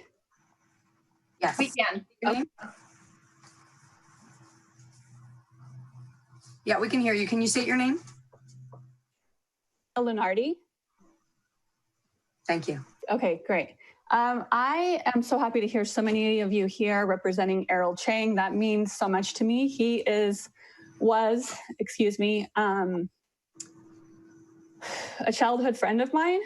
And I want all of you to know that he was so funny and witty, and he loved stuffed animals, and he loved his dog. And he really didn't deserve to die that way. I couldn't imagine as a mother. I have 3 children that are all, well, one's an adult, that are all boys. And I could not imagine calling, 911 for my schizophrenic son or any of my children that, do not have schizophrenia, and having it end where it's taped off and it's a crime scene and I can't get access to him, and all of his worst fears and voices in his head become a reality with a SWAT team showing up and flash grenade bombs and tasers and all of these things. So yeah, that needs to stop. There's no reason why that should have happened. Aside from Errol, I wanted to mention, I do have a lot of friends that are people of color that have mentioned to me that they do not want to comment publicly. And I understand why. I've also met a lot of people that when I mentioned that I'm from Pacifica, I'm born and raised here, and they're like, oh, the ocean's so beautiful. And then the next thing they say is that the police racially profile them every time they come out here. I have experienced that myself when I'm with my friends who are African-American, Filipino, people of color, where one time we were pulled over in Rockaway and we were handcuffed and the car was searched because he fit a description, and it broke my heart when he mentioned that he's used to it. I've also had times where the police follow me closely and I feel like they're scanning my plates to see, what's going on with me. And so anyways, I see my time is up, but thank you all for being here and speaking. Thank you. Thank you. Thank you. Next, I have Gloria Stofan that I'll bring up, followed by Sophia Mahoney Rural, and then Dan Evenhouse. Go ahead, Gloria. Can you hear me now? Yes, we can. Okay, good. I'm going to be very short with my time here, but I have many concerns. And first of all, thank you for allowing this to happen. I think this is the first time we've actually focused on a specific department. The concerns I have are of the use of force, of course, and mutual aid. And mainly the mutual aid came up when I remember that horrible report, and I saw it on TV, and it's this tanker, a SWAT team from Daly City going down Highway 1 to Pedro Point. And this had to do with Harold Chang. And I go, what the heck is going on here? We were all shocked by this. I understand that hopefully that a lot has changed in the officers' training. But I'd also like to know, I'm thinking they're still called reserve officers, if those are the volunteers that Chief Stengel spoke about. But I'm hoping they also receive that type of training. This to me is important. I, as a Latina lady, need to make sure that we have a good diversity and cultural insight and help our officers handle and defuse and get to the bottom and defuse the problems that come up. I basically that's about it. It was mainly about the training and how our volunteers are trained and how often. Anyway, thank you very much. Thanks, Gloria.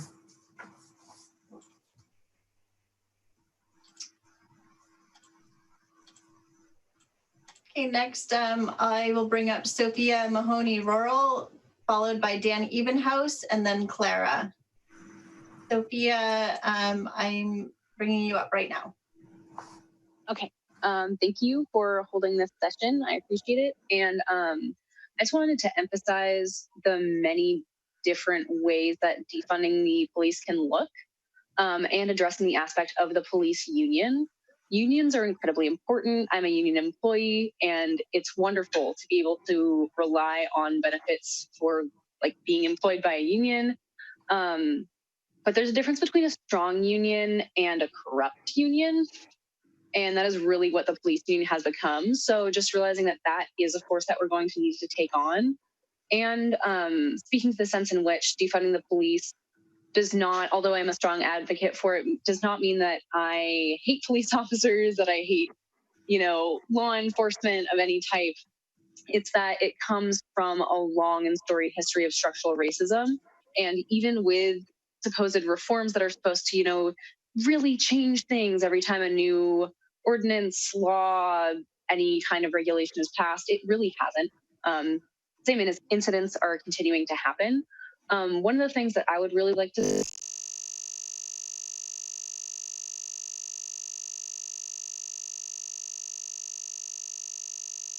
see is only armed. There's really no point in sending armed officers who receive, on average, I believe it's about 19 to 30 weeks of training for most police academies, which is far shorter than a degree in mental health and training in mental health advocacy.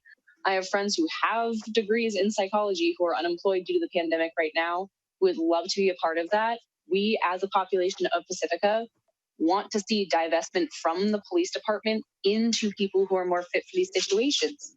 The police chief said it himself. It's overwhelming to be tasked with everything, and there's a lot of ways that we can take that off the shoulders of our police officers. Thank you. Thank you, Sophia. Okay, next I have Dan Evenhouse, followed by Clara, and then Matt Chang. And I'm bringing Dan Evenhouse up to speak right now. Okay, my name is Dan Evenhouse. I'm a 20-year resident of Pacifica. I am a mental health clinician, a licensed clinical social worker, therapist, and I'm very interested in the topics that are being discussed. I want to thank the police chief for being here and the city council. I'm also a member of Pacifica Social Justice, and I would like to echo some of the people who commented about Errol Chang and Chinadu Okobe. both of which are in the area. Errol Chang here in Pacifica, and Chinadu Okobi being in San Bruno. Both of them dying as a result of police action, really. And I appreciate that things have changed, but there are some things that have not changed perhaps enough or could be relooked at. When you talk about whether Pacifica is in compliance, I think there's also an issue of not just the letter of the law in terms of being compliant with AB 392, but also the spirit of the law, and wanting to make sure that we're really on the right side of these issues, particularly when the justice, social justice is so critical at this time in our country.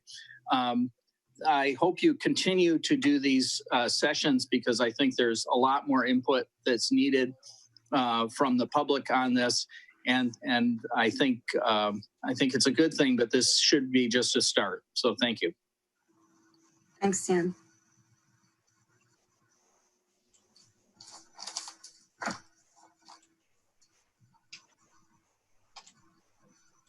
Okay, next I will bring up Clara, and followed by Matt Chang, and then Emily Wally.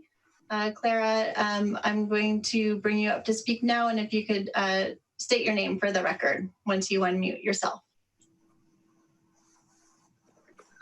Hi, my name's Clara Davis. Can you hear me? Yes, we can hear you. Go ahead.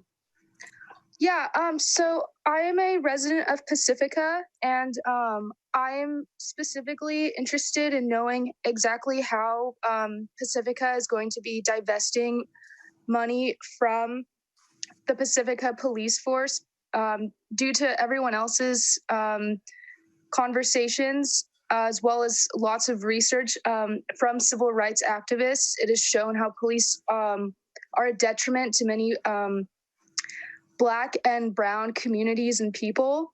I believe that funds should be allocated from police to hospitals, affordable housing, libraries, counselors, and other grassroots organizations who are better equipped to handle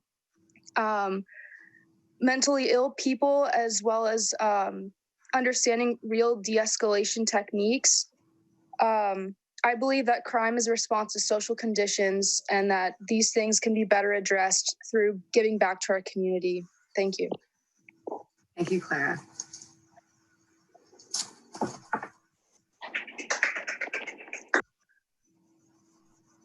Okay, next I will bring up Matt Chang, followed by Emily Wally, and then Jessica Miller.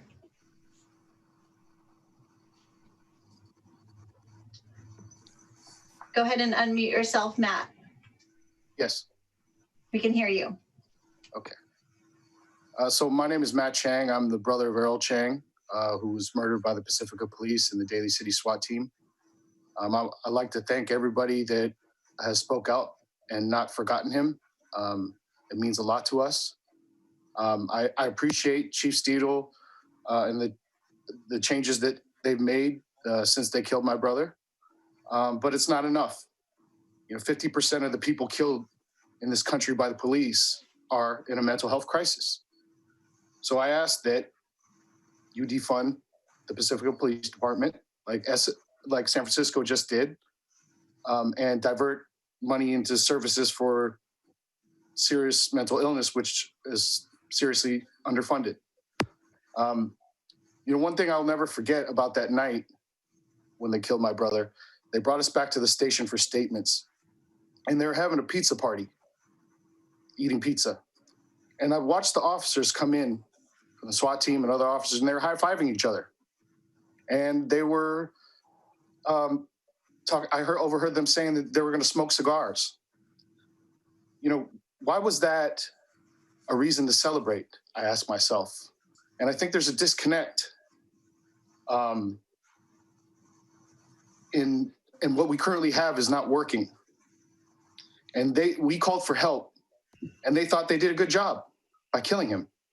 And I think there's something wrong with that. So recently, another woman in Half Moon Bay in a mental health crisis was just killed by the police. So, obviously, though things may be changing, there's still there's still a ways to go.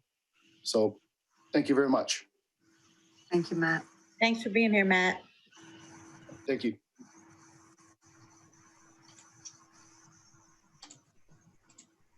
Okay, next I have Emily Wally, followed by Jessica Miller, and then Mike Kahn. I'm bringing Emily Wally up to speak now. Hi, thank you. My name is Emily Wally, and I am a resident and educator here in Pacifica and a member of Pacifica Social Justice. I am concerned about the amount of money our city is spending on police when we could be providing public health services. And even the police chief mentioned in his presentation that our city needs more help in the area of mental health. I am also concerned that the police chief didn't at any point in his talk mention the word racism, which is what our society is focused on reversing right now. So if our police chief cannot openly talk about racism, then where does that leave us? My question is, what could it look like if Pacifica were to entirely defund the police department and reallocate money to the public? I would like to see our city council explore and brainstorm a new public health system that doesn't involve the police. As an educator, I have seen firsthand that when a child is acting up in the classroom, there is always an emotional issue below the surface if I take the time to address it and withhold punitive measure. Punitive measure and action does not restore the harm that a child or the community experiences, but restorative practices do.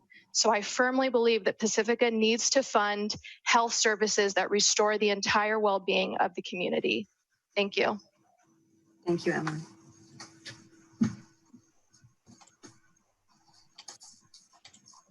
Next, I have Jessica Miller, followed by Mike Kahn, and then Fran Hardcastle. And I'm bringing Jessica Miller up to speak now. Good evening. Can you hear me? Hi, this is Jessica Miller. Hi, this is Jessica Miller. I am a resident of Pacifica. I've been living here for 45 years. I can tell by a lot of the people's voices that are talking that they're very emotional about this. And I just want to say, I love you, Matt, and you almost made me cry, and I wasn't going to cry. Errol was a really good friend of mine. I have my own personal experiences with racism in the police force here in Pacifica. I am a white female, but I do have a black husband and a biracial daughter. We've been pulled over numerous times, where the police ask me if I'm okay, you know, and my husband's been pulled over at least 3 times in front of our own home. I remember back when I was a teenager, my best friend was a black man, and he got the dog sicked on him. The dog was biting his ass as his mother was yelling out the window, "That's my son."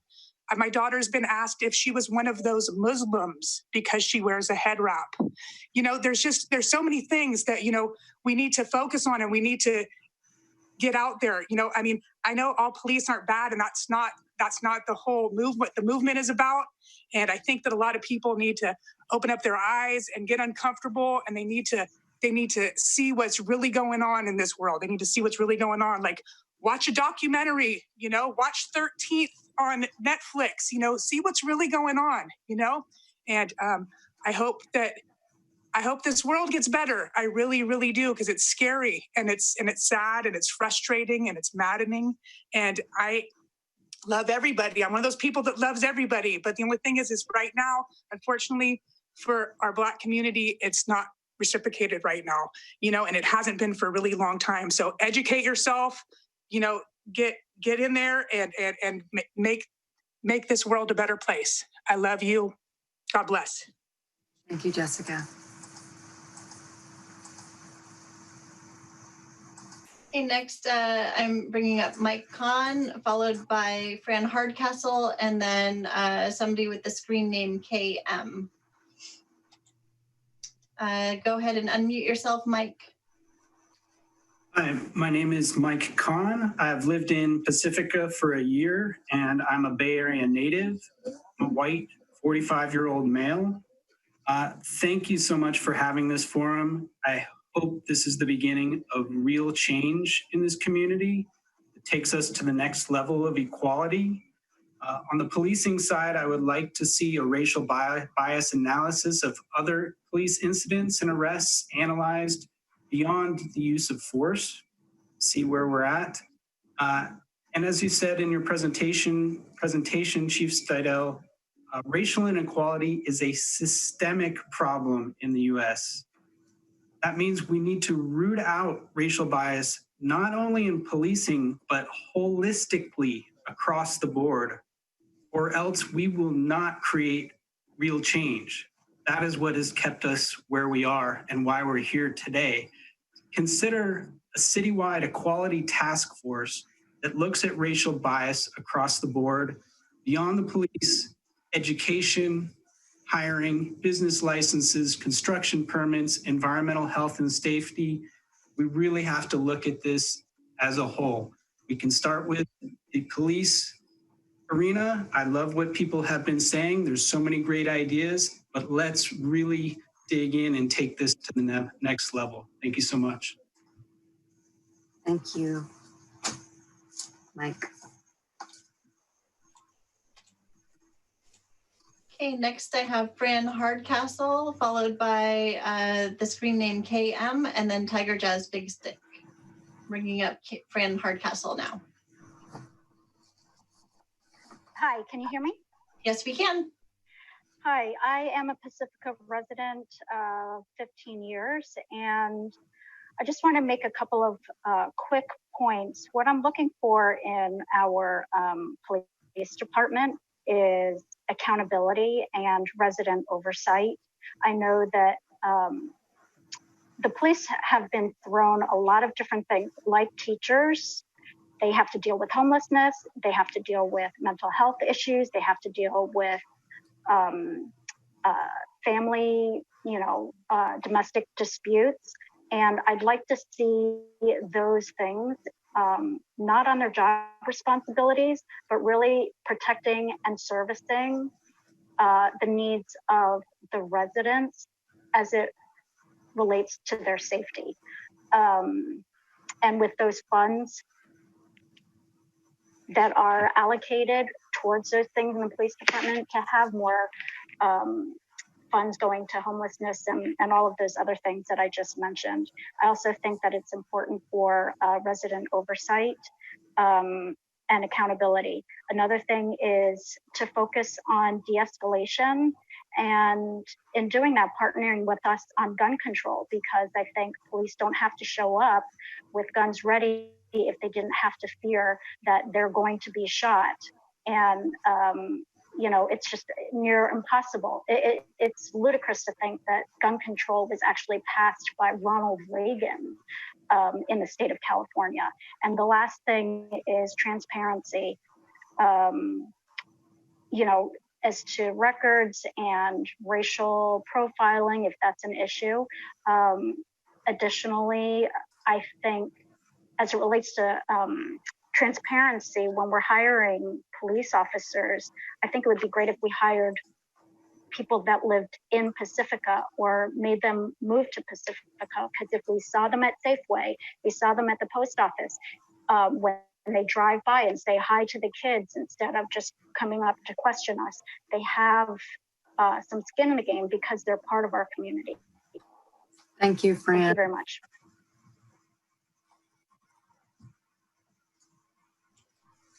Okay, next I have the person with the screen name KM. If you could come up and state your name for the record when you begin speaking after unmuting. Good evening, everyone. My name is Kelsey Mangione. I'm hoping you can all hear me. I'm a Pacifica resident. I'd like to start by thanking you for holding this study session. From what I could tell from Chief Steigel's presentation, Pacifica has adopted 6 of the 8 recommended reforms from Campaign Zero's 8 Can't Wait. My question is if the Pacifica Police Department will adopt the other 2 suggested reforms, which is banning shooting at moving vehicles and requiring a use of force continuum. My other question is, what will the consequences be for officers when these rules aren't followed? Unfortunately, many of the recent killings happened in cities that have already adopted several of these reforms. And all of the rules, reforms, and trainings in the world only work when officers abide by them and are fired and criminally charged when they don't. So while I think that the reforms presented tonight are a great first step to short-term harm reduction, there is more work to be done. Firstly, adopting those other two reforms, but also moving towards reallocating some of the police department's budget and using that money for other city services, such as housing, parks and recreation, city improvements, mental health services. Thank you. Thank you. Kelsey. Okay, next we have Tiger Jazz Big Stick, and that's the last hand that I see raised at this point. I'll review. Oh, I have another hand. Carolyn Jaramillo will be after Tiger Jazz Big Stick. Go ahead, Tiger. Good evening, Honorable Mayor and Council. I am Tiger Jazz Twirls Big Stick of Pacifica. As I'm sitting here listening to everybody's story, it's occurring to me how privileged I am and enjoying the color of my skin and maleness accordingly. And that's not lost on me as I'm listening to these stories. And it was because of the death of Errol Chang that I walked into council chambers for the second time in my life, because I was so incensed that something like that could happen in my quaint little community that I felt like I needed to do anything, even if it was just walk up to the podium and speak my mind.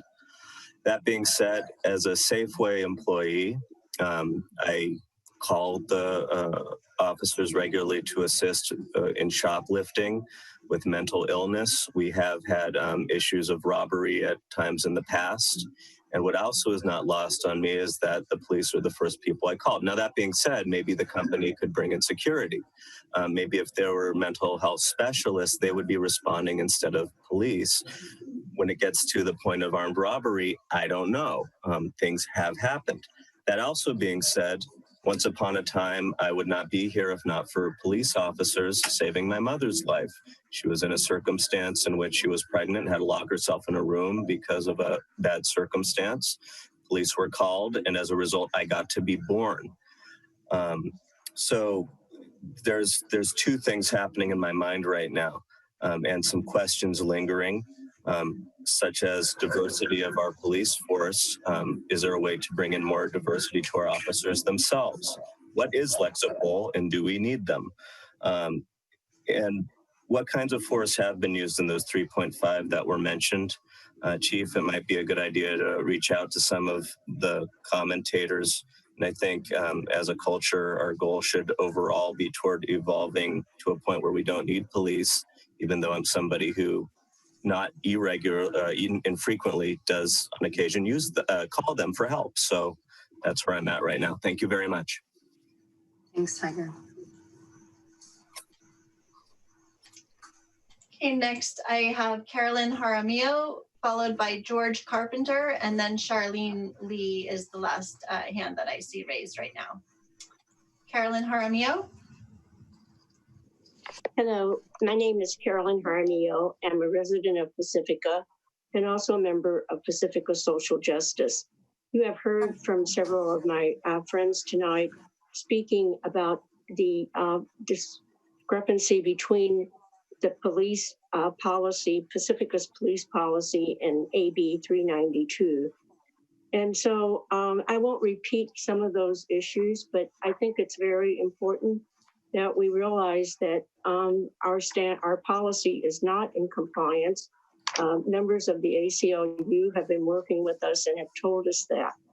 So my next question then is, are we using other Lexipol resources for training police, such as videos, webinars, and publications? Will these resources be made public? And do these resources carry the necessary standard for deadly force? I also think we need to look and ask, how much does Pacifica pay for a Lexipol contract? Is it a 1-year or a 5-year contract? what percentage of the department's budget is for Lexipol? I would certainly recommend that this would be an area where we could redirect funds from a policy like that is not in compliance. It would be possible for the department to use a policy that has been put out by non-profit groups such as Zero Campaign. And lastly, how is the city held accountable for this policy? What part does our state assembly member or state senator play? The attorney general, do we have to have approval of this policy by the state or the attorney general? And thank you for listening. Thanks, Carolyn. Okay, next I have George Carpenter. And I'm bringing George up right now. Hello, I'm a local resident, and I would like to highlight that there is an overwhelming amount of evidence that shows how many of the reforms that governments have been acting to address police violence simply do not work. I strongly believe in divesting from the police and investing in public services that address many of the underlying issues police are clearly not equipped to handle. And also, I just want to take a second to recommend to everyone listening, there's a great book called The End of Policing. It goes through every single reform that, as I mentioned, governments have been acting and pretty much debunks all of them. And, it lays out all the evidence as to why they repeatedly do not work. So it's available online as a free ebook, and it's called The End of Policing. Thank you. Thank you, George.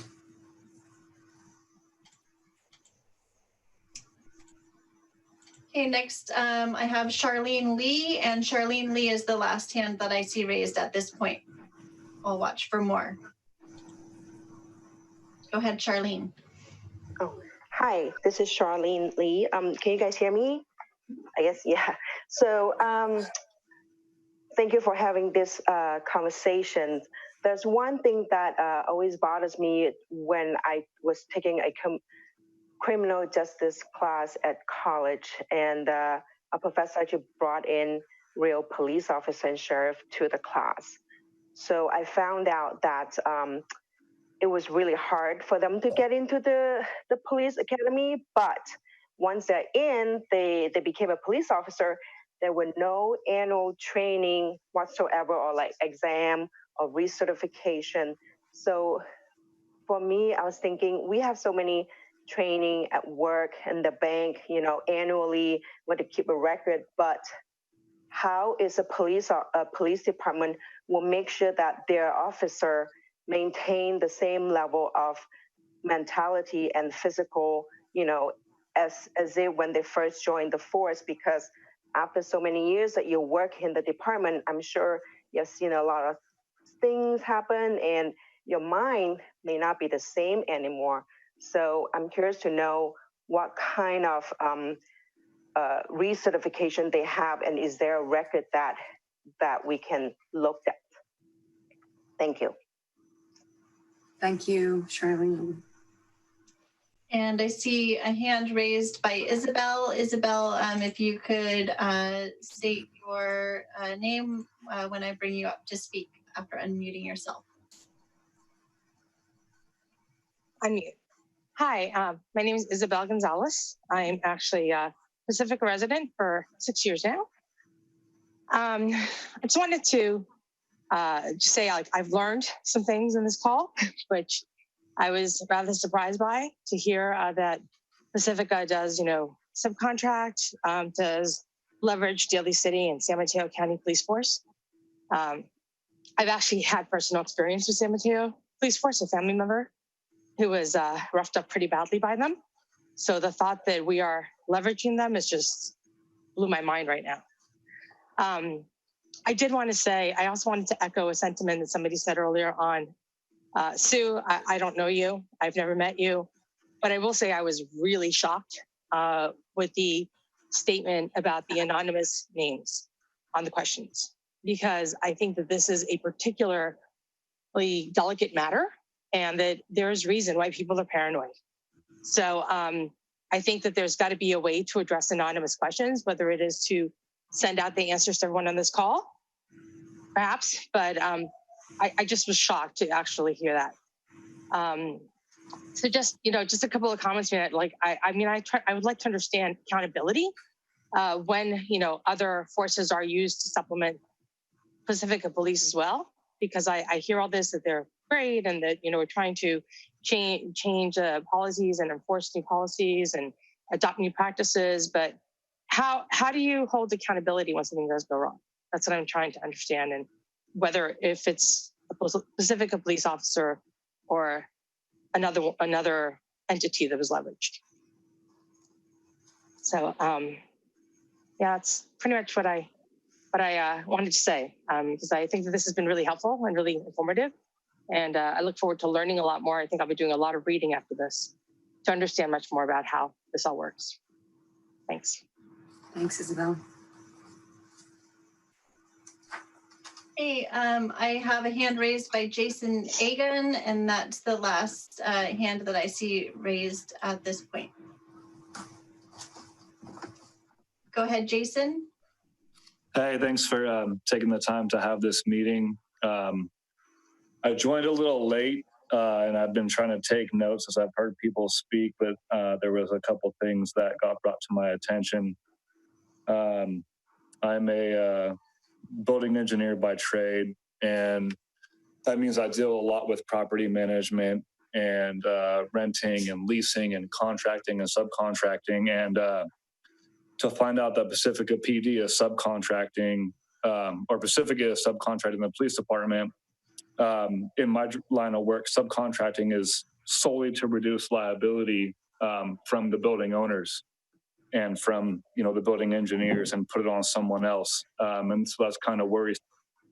I'm also kind of worried that we're leveraging other police departments. I know that Pacifica was, either bankrupt or close to bankrupt for a long time. I was born and raised in this town, and I've moved all over the country since then. A couple questions I have is what kind of training is required to be a Pacifica police officer? Has any divestment been considered? Because it's been proven in the cities, major cities that have implemented divestment from the police department and put into other areas of social services that it's actually lowered crime rates. And then, what is made visible to the public? Our budgets made visible, our reprimands made visible. Like what do we get to see, and how easy is it for us to find these things out? When they happen in our town, I feel like it should be put on a easy to find, easy to access internet page for everybody to see what's going on with our law enforcement. Again, thank you for allowing us to have this discussion, and thanks for letting me have a moment to speak. Thank you, Jason. I don't see any more hands raised at this point. Okay, I don't either. That was about 32 people. It was 32 people. Thank you all very much. I'm going to close public comment because I don't see any more hands. I will make one last call for a hand. If you haven't spoken, now's the time. And I don't see any, so I will close public comment. And I want to thank everyone for coming, for sticking it out, and for sharing your personal experiences. A lot of us will never know, what that feels like. So it's important that we hear it. It's important that we talk about it and that we become uncomfortable and continue talking about it. So just in terms of the order of this agenda, I do want to point out that there are approximately 32. Some of them are just comments, and I don't want to say just comments, but they are comments and sort of informational Q&A in the Q&A. But a lot of them were also mentioned in the course of our discussion too, and so I documented. So council members, do you want to open the floor to talk amongst ourselves? I'd like to, at some point, summarize what I heard too. We're listening, but I want people to know that we've received this information, and so I can kind of repeat it back too. So how do you want to proceed?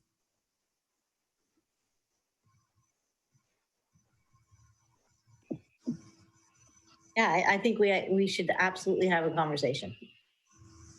Yeah. I agree. Do you mind if I sort of repeat what I heard?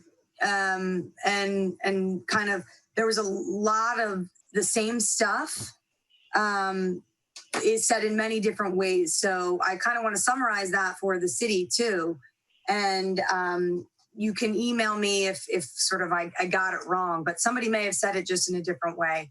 I heard a lot from almost half the people tonight mention our that we're out of compliance. We are out of compliance with AB 392, and that is the quote unquote necessary to defend against imminent death.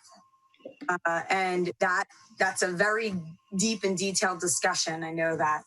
I also heard that there's somebody has a desire to ban the use of tear gas, rubber bullets, tasers, and all of those sort of forces that are more deadly.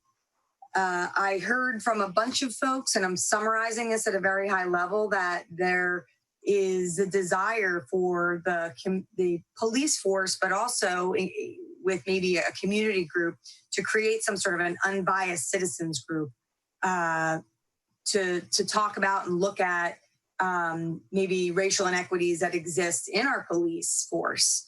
And also that there's a desire to have a crisis intervention team when we're talking and handling calls for maybe a mental crisis.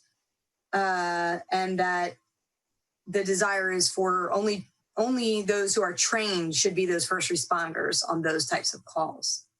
I also heard a desire for reform of how we treat children when there are concerns with the law, and really just doing it with a little more care and compassion. I heard about the 8 Can't Wait campaign. We talked about this at the last meeting, and that is also a very detailed discussion. There are points that were mentioned at all different times this evening. The use of force continuum, shooting at moving vehicles, and I think that's that was mentioned tonight. I will say that. So also I heard a strong desire to stop contracting with Lexipol. I also heard several folks say that they are concerned with us calling the sheriff's department or calling help from Pacifica County or Daly City when we are having concerns here. That there is a desire for a racial bias analysis in our police reporting. So what actually does that look like? And do we have statistics on race? And is it available to the public? So how many Black or brown folks are pulled over compared to white folks? I think that's what I heard. And also transparency around that. I heard a lot more stuff around mental health task force. And if we are going to talk about redirecting any funding, that it would go towards social services such as homeless outreach, and health services. We heard a lot about reallocation of funds and going to all sorts of things, including Parks and Rec and maybe tree maintenance and homeless and housing concerns. I heard, is there any way we can look a little bit deeper into diversing our existing police force? So, maybe taking a look at that. I heard a lot of questions around training. What kind of training is required? What does it take to be a police officer? And is there any recertification that is required to be a police officer? A side note, I think that's a very interesting topic in and of itself. When you become a police officer, in 10 years, you're in a different state. So is there a certification around that? And how are the police held accountable when things go wrong? We heard a couple examples of that this evening. And then the very high level general, what would it look to defund the police? A lot of folks mentioned that. I think that's a great question. And I think it's a hard question to answer, and it requires a lot of analysis. And so that's what I heard tonight. And I am happy to hear that, because it's a lot of the same stuff that has, come up recently for me and as a community member here. So Councilmember Beer, do you want to kick it off? Do I want to kick it off? Yeah, sure. I'll kick it off. First of all, I want to just greet Matt Chang and thank you so much for being here. I have the utmost respect for you, and so please know that. We're at a really interesting time in our history, and we have the opportunity to open things up and really take a look at all different kinds of things we can reevaluate and reprioritize and look at procedures and data collection and accountability and oversight and training. I mean, there's all these things that we can take a look at and see what we can do to create a more equitable community, right?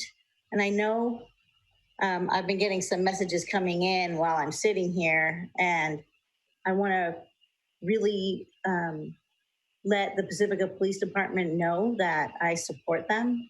I have worked closely with them over the last 15 years, and they have always come and showed up at our events and, at our coalition meetings and at the mental health collaborative meetings. And, they came and they helped us at the protest. And so for me, this is a very delicate balance between what our community needs, and really looking at systemic racism and what that means in all of the different departments in our city. And then also knowing that I value our police department very much. And so, having said that, I am interested in a lot of things. I'm interested in collecting data around race data. And I know, Chief Steidel, can you talk about that a little bit? Because is there racial data collected? And is this a time to ask questions or no? Okay. I would say sure. And Chief, you're on mute. After 11 weeks of doing this, I can't seem to remember to take myself off mute. So regarding the racial data, I've heard a few of our community members speak to that. Currently, the records management system that we have, it's the same records management system that's used throughout our county. There is no requirements, and we do not collect race data in terms of statting how many police contacts we have. I'll just give a general overview for arrests or for police, just any type of contacts whatsoever, especially self-initiated contacts for law enforcement, which is what seems to be something that's of concern to a lot of folks, police officers contacting folks, and is there any type of racism or racial bias that is occurring when those stops are made by police officers. But I tell you what we are doing right now about that. There was a law that was passed, Assembly Bill 953 in the state of California, that all of our agencies in San Mateo County are working collaboratively to comply with. So what this law is requiring us to do for law enforcement agencies our size, when you implement this and participate and begin participating, depends on your law enforcement agency size. Most, if not all, of law enforcement agencies in San Mateo County fall in that none of us are real large agencies. We don't have thousands of officers. We will begin collecting data in a new system on, I believe, January 1st of 2022. And we will be making our first report to the FBI on that year will be due in April of 2023. Mm-hmm.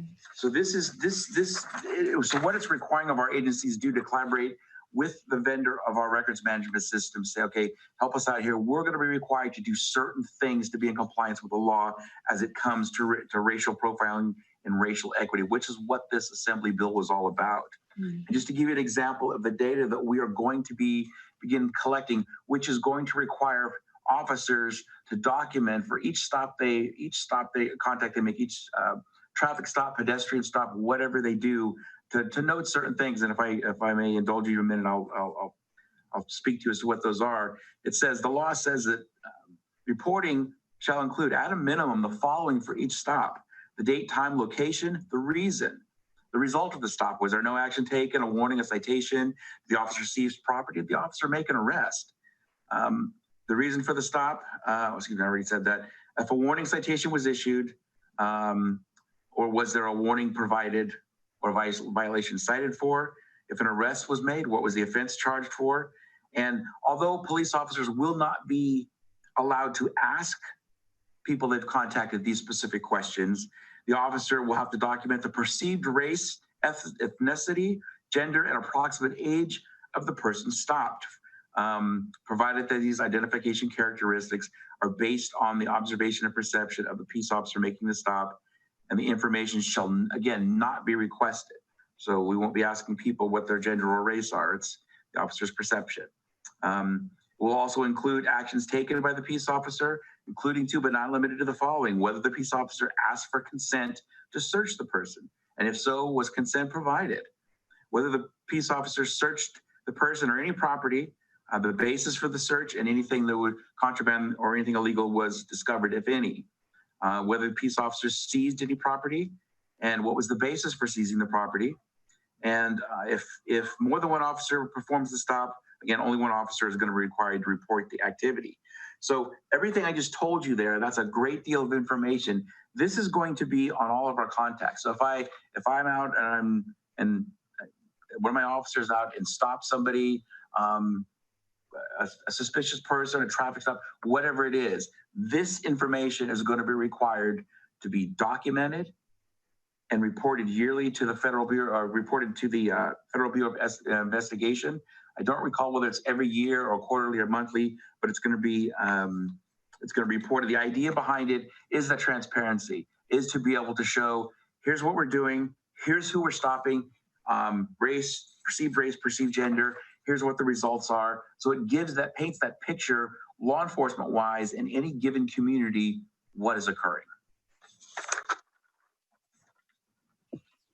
Thank you. I appreciate that, Chief. The few things that really stuck out to me, and that is the perceived race. And when we are humans and we have intrinsic bias and we're going to perceive someone's race, it just doesn't seem to work well for me. And in the work that we do, we're not allowed to perceive someone's race. They have to self-identify. And so I think that, there's all these different things that we can take a look at and try to change for the better so that we can collect the right kind of information and see who's, just see where the equity is missing in the system. And again, it's a fine line, and we really have to take our time. And I'm hoping that this is not the last time that we come together for these kinds of conversations. I think we're going to have a few different opportunities for our community to come together, because when I was looking over the Obama template on, it talks about use of force, but there's so much more that we need to talk about other than just use of force, right? We have to really look at all the things that I said before, at the training. Our officers need as much training as they can possibly get. And I think that we have to start there. And the cultural competency training is very, very important. And I have all these opinions about what I think is necessary, but do I know how to get there? I'm not sure, right? And so I want to have those kind of conversations with my council and with my community and see how we can get there.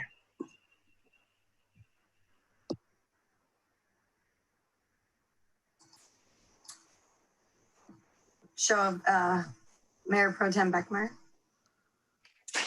I would like to say that I am very appreciative of the community input tonight. Some of the stories and the personal experiences that were relayed and related to us, I found really concerning. And so I'm interested to pursue the kind of data collection that we were talking about. I liked the term racial bias analysis. I don't know if that's a regular thing that exists that's specifically for law enforcement, or if it's something that's utilized across other disciplines. But it does interest me, as well as the comments about looking at all city services, actually. And in light of future planning for our Vision 2025, I'm wondering if there's a piece that could fit in under that umbrella. So that's a concern and a question I have. The Lexipol bit, I would love to know, are there alternatives? What is the cost of the contract? What do other police forces use? And the reference to a nonprofit version of that. So everything about Lexipol, I'm interested in knowing.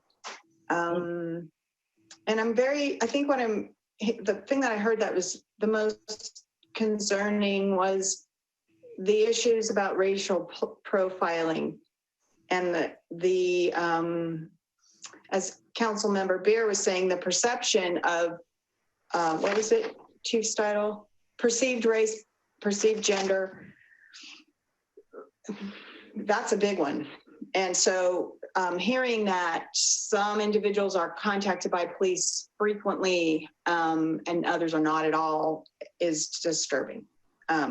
So that's something I'm interested in. I too was very interested in data and was pursuing that with the chief prior to this meeting. And I understand some of the limitations of the database that we have, that we participate in countywide, in terms of the type of queries that need to be built to be able to pull data out. There is data there, maybe not at the fine granular level that we're asking for it in some parts that it sounds like are coming up from the law that Chief Steidel was just explaining. But I do know that I've heard that it's a very robust system, but it will take some time to build the queries, to build those reports. That's the style of database that it is. Those kind of legacy systems that we are still working with instead of, on the fly. The concern about AB 392 compliance, I think that's probably pretty straightforward, but it would certainly require some assistance from the city attorney. I think that covers my main points, but I may come back to something if there's something else comes up. Thank you. Sue or Mike, do you want to talk? I also do want to eventually get to some of the questions too, but I want Mike and Sue to have an opportunity. I don't have my hand up. Did you want to go first, Sue? No, go on. Okay. Yeah. Hi. I do think, first off, I do have a lot of respect. My interactions with the police department here have been a lot different than what was said in the comments from a lot of the citizens. I do think and firmly believe that a lot of the social services mentioned are very good in trying to help the community. In my years on the school board, the school resource officer was one of the best things that happened. Okay, and I have talked to Chief Steidel, and I've even mentioned that in city council goal sessions, that I would love to see that back. But again, it comes down to funding. I think there's also a program down in LA County that with cooperation with the county sheriff, the school districts, and the city, it keeps 96% of the kids drug-free through high school. And I think that's, something I know, I think would be very important to help a lot of the issues we face in Pacifica. I do know one officer that once told me that he had arrested 3 generations of one family in Pacifica because of substance abuse. And I think that that is something that I think we really, really could look at. A lot of the other issues, as mentioned by my other council members, I think we should basically look at almost everything that was mentioned. I don't see anything that, I would be adverse to looking at. My biggest concern is that now the police department is, just by the staffing analysis of what, three cops on duty in the evening, in the midnight shift type of thing, and the understaffing we have compared to other cities, I think is really questions whether or not the money can be taken from the police department, but maybe additional money, maybe partnering with other cities for some sort of mental health first responders bureau. I think that I think would be a valid investigation to have. The mutual aid, I'm sorry, I think at some points we do need mutual aid. If we had we had the fire in Rockaway and we called it, there was fire departments from Menlo Park here. Excuse me. Fire is different than police, but if there was guns in one of the schools, I don't know if Pacifica Police has enough people on duty. They have 3 people on duty, 4 people on duty, and you have 500 kids in a school and a guy with a gun. I'm sorry, I think we might need mutual aid. And I just think that's important, is the safety and the practicality and the decisions we make. But I am very open to looking at an analysis of all the stuff, the racial bias, what some of the citizens said and everything. And I do know, just so that I'm clear where I'm at, is I have no problem with the mayor signing the pledge for Obama. I just wanted to get that out so we start that discussion too. So I'm done. Sue?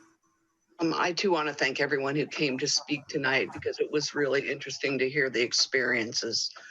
I don't want to call them stories, because people experience these things and some of them are tragic. I also want to say the reason that I asked about the anonymous, because I was reprimanded on that twice, was because generally when people speak to us, they must say what their name is. I said in my initial comment that I did understand that some people would want to remain anonymous, but that was the reason why I asked that question. Mutual aid that Mike was just talking about, we have to have mutual aid. There's no way, if there's an incident in one end of town and an incident in the other end of town, and we have 3 officers, we have to have mutual aid. We can't always do it with the amount of people in our police force. They said in the beginning that we're 38 or 39% less than we were at the last study that said that we were 29% underfunded and underserving for our community, for a community of our size. So when I hear the word defund, I almost want to say, we need more funding. Back to the social workers, if we could get social workers on grants that came out and went along with the police.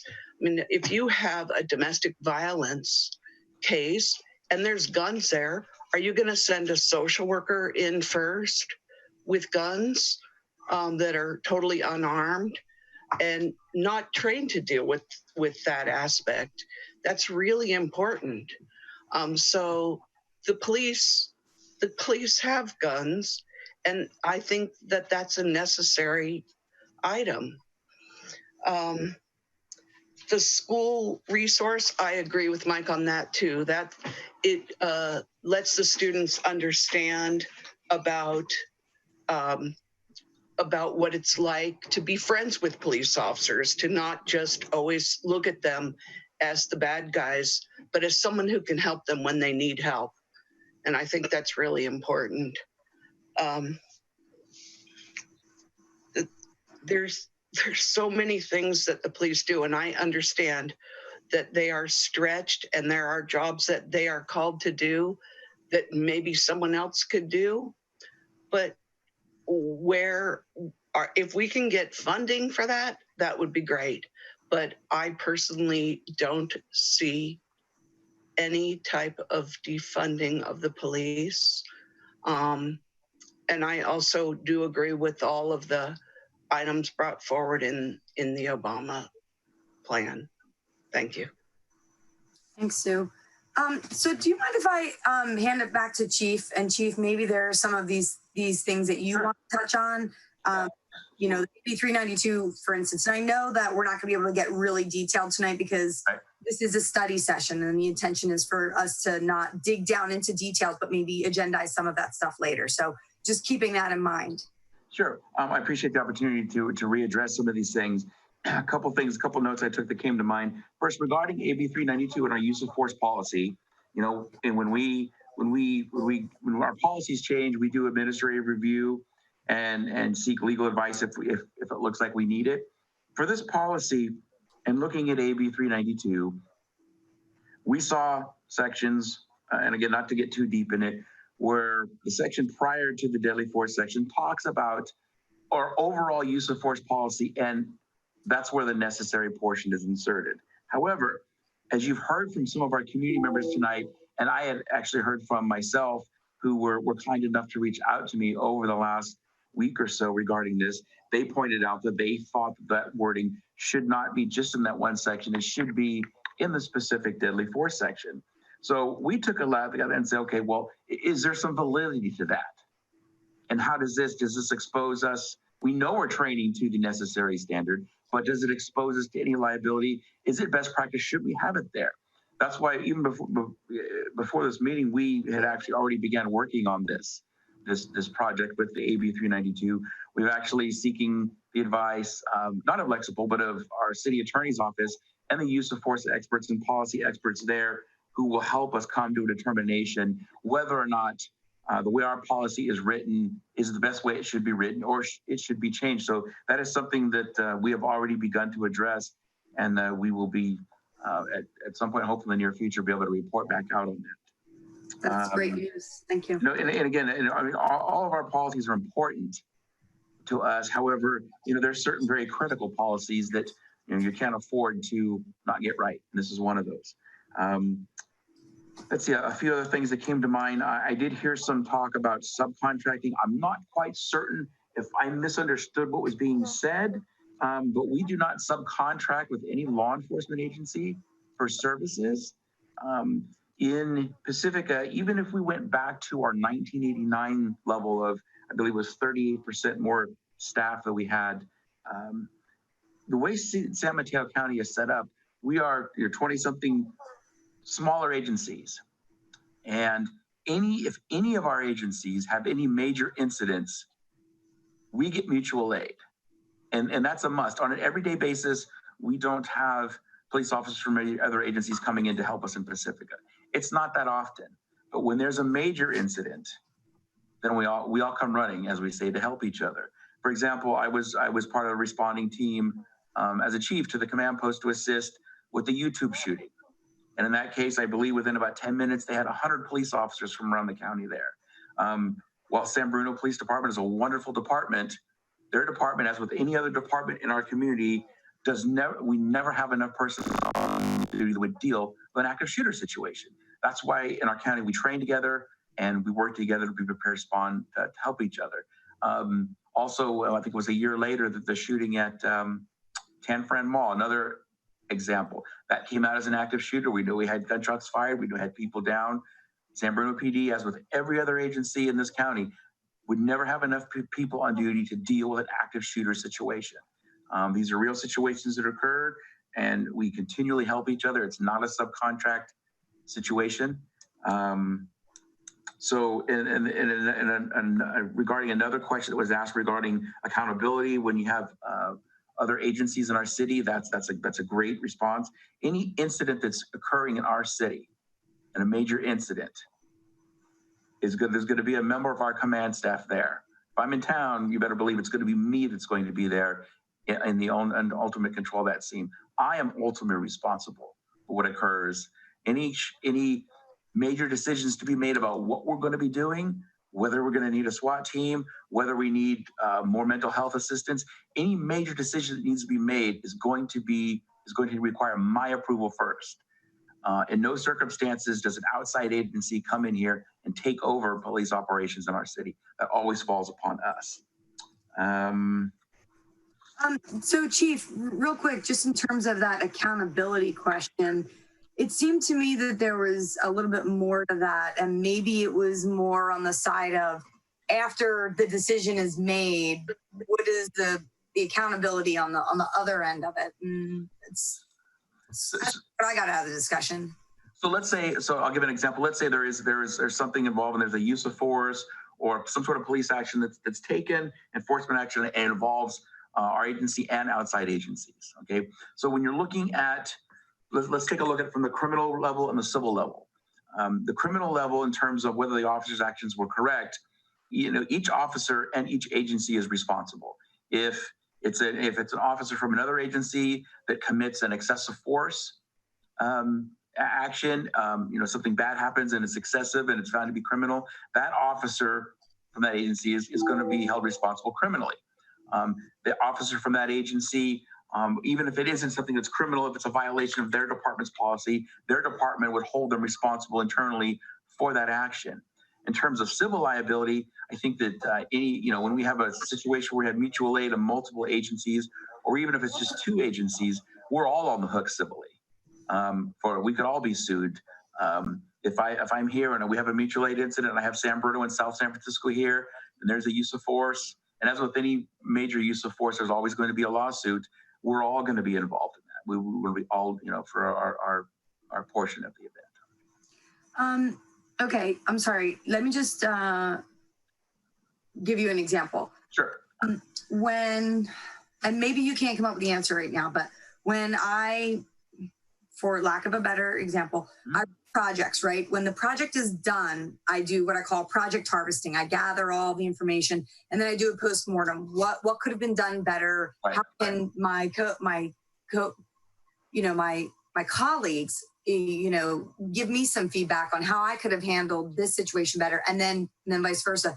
Do you have any sort of accountability sessions like that? Yeah, that's a great question. We call them debriefs. And for a good example, because there were such major incidents with, I was part of the debriefs in San Bruno for the YouTube active shooter, as well as the Tan Fran incident, and those involve bringing together, whoever's agency is responsible for the incident, who had commanded the incident, takes the lead and actually writes the after action report, the debrief report. But they bring people that were on scene, command staff people that were on scene into the mix when they have those conversations and go over it and again, talk about what worked, what didn't work. And trust me, when you have agencies from all over the county responding to an incident, you get a lot of feedback and you learn a lot of good information that's put into that report, compiled. And then that information, that report is shared with all the agencies that were involved for feedback before it's even released. And then finally, a report would be released to the public. Mike, did you have a question on that? You're on mute. Mike, you're on mute. One time we could talk. I just wanted to bring up a couple instances, and maybe the chief elaborate on this, but in regards to our hiring, it was maybe 2 or 3 months after one of our officers was hired that she was at the council chambers getting an award from an outside agency in regards to how she handled the de-escalation of a domestic violence, if I remember correctly. Yeah. And then we also, in one case, we had one of our officers stopped somebody on Highway 1, and he had actually murdered 2 people down in Santa Cruz. And so I just wanted to say is that obviously that wasn't, a de-escalation because our officer was actually hurt and injured. But the fact is that the de-escalation training we're getting, I'm not saying we don't need more and that it might be better handled with some sort of mental health professionals, but that we do have some training, and that I think speaks about the quality of our hiring process and evaluating a new recruit, as well as when the training they have that help them get with that situation. And I don't know if there's any other comments or if the chief wants to comment or whatever, but. Well, I thank you for those comments. And yes, I think that the hiring practices are key. Whether it be a, brand new recruit that's academy graduate that's never been a police officer, or whether it's somebody that we put through the academy that's never been a police officer, or whether it's a lateral officer, meaning an officer that's coming from another department with previous experience. And I know we're hearing a lot of narrative on the talk shows and in the news about what are the standards for hiring an officer that's come from another agency? And the answer to that is that the standards are the same. It's just the background tends to be a little more extensive, because now you have somebody that has some sort of track record, whether it's a good track record or a bad track record. But when we hire a lateral officer, the applicant to our agency is required to sign a waiver that basically allows their employer in most private sector jobs, this would never happen. Employers won't tell you anything, but they're required to sign a waiver so that we send the background investigator to the officer's department that they worked for prior, and we get carte blanche to everything. We get the personnel file, we get any internal affairs investigations, discipline type stuff. We get to see everything and find out what that person's track record is, determine whether or not that person's suitable and meets our standards. Mary? I had a question. Oh, sorry. Was that you, Mary? You want to go ahead? Go ahead. No, go ahead. A couple things in regard to the mutual aid. Is there, and I know that you train together, but in terms of cult bias training, sensitivity, those kinds of trainings, is there a standard or some sort of training that all cities in the county participate in? Or is that really city by city? Because it occurred to me that policing values and community values could be different across different forces. So I think that, and you don't have to answer the question, I'm just saying it's a question I have for our future meeting. I also would like to hear very much about almost scenario-based, hypothetical scenario-based type description of what our crisis intervention process is now, what sort of team you work with, how that's done. I know there's information there to share, but I don't know what it is. And I think, there are a lot of calls for including licensed clinical social workers or other trained clinicians in that process, but I'd like to know what the process is as it is now, as it stands now. And I want to address another point that I stated in my first comment about hearing stories. I need to qualify that for you. I'm a librarian, and stories are truth. It's not a story like a made-up story. It's like telling your truth. And that's the type of story I was referring to when I made that comment. I believe the truth of what we've heard tonight, and I want to acknowledge that. Thank you. Mary? Yeah, so I was just going to say that I think it would be, I'm interested in learning more information about what other cities are doing as far as hiring mental health practitioners or mental health specialists, rather than hiring, like say you're going to recruit an officer, maybe instead of that, we can hire on a mental health specialist. So I want some information about how other cities are doing that. And I also got a little request here that maybe we can have some monthly town hall meetings so that the police department can talk freely with our community. That was just a suggestion. I think that's it for now. Chief, do you have any comment on the mental health professionals or? So I don't know of any agencies, I could be wrong. I've been wrong once or twice, but I don't believe any agencies in our city, or excuse me, in our county have that. What we do have in our, we can check into that further, but what we do have in our counties, we do have a psychiatric emergency response team that involves a sworn peace officer from within our county and a clinician, where when we have instances, and I told you we had a few success stories, this is where those success stories have taken place, where we've begun having, typically we begin having contact with someone who's exhibiting some signs of some mental issues, or the family outright will tell us there's an issue here, and they're trying to get that person to get some help. Maybe it's working, maybe it's not, but we start seeing danger signs that we need to intervene before it turns into a crisis situation for law enforcement to deal with. That's where we bring that team in and say, we're having this problem, and then we can actually make contact with that person proactively with a clinician who has much more authority and much more knowledge. And when I mean authority, I mean actually forcing someone into a situation where they must receive help than a peace officer has. And also, obviously, being doctors, they have that training. In terms of having mental health folks on staff, I mean, I think every police department would love to have a mental health professional on staff. And we hear a lot of times from community, as we heard tonight, about why aren't we sending mental health professionals instead of people with guns, instead of police officers? And that's a good question. I think the main answer, the best answer to that is most of the time when we get calls regarding people that have mental health issues, we don't get a call saying, I need a mental health professional, or we're having a mental health episode. We get a call saying, my son, my mom, my dad is out of control. This is what's going on. We need your help. And once we get there, after some evaluation, then we usually find out, okay, there's more going on than somebody just being out of control. Someone's having a mental health crisis, or someone has mental health issues that they need assistance with. And that's when we work to connect them with services.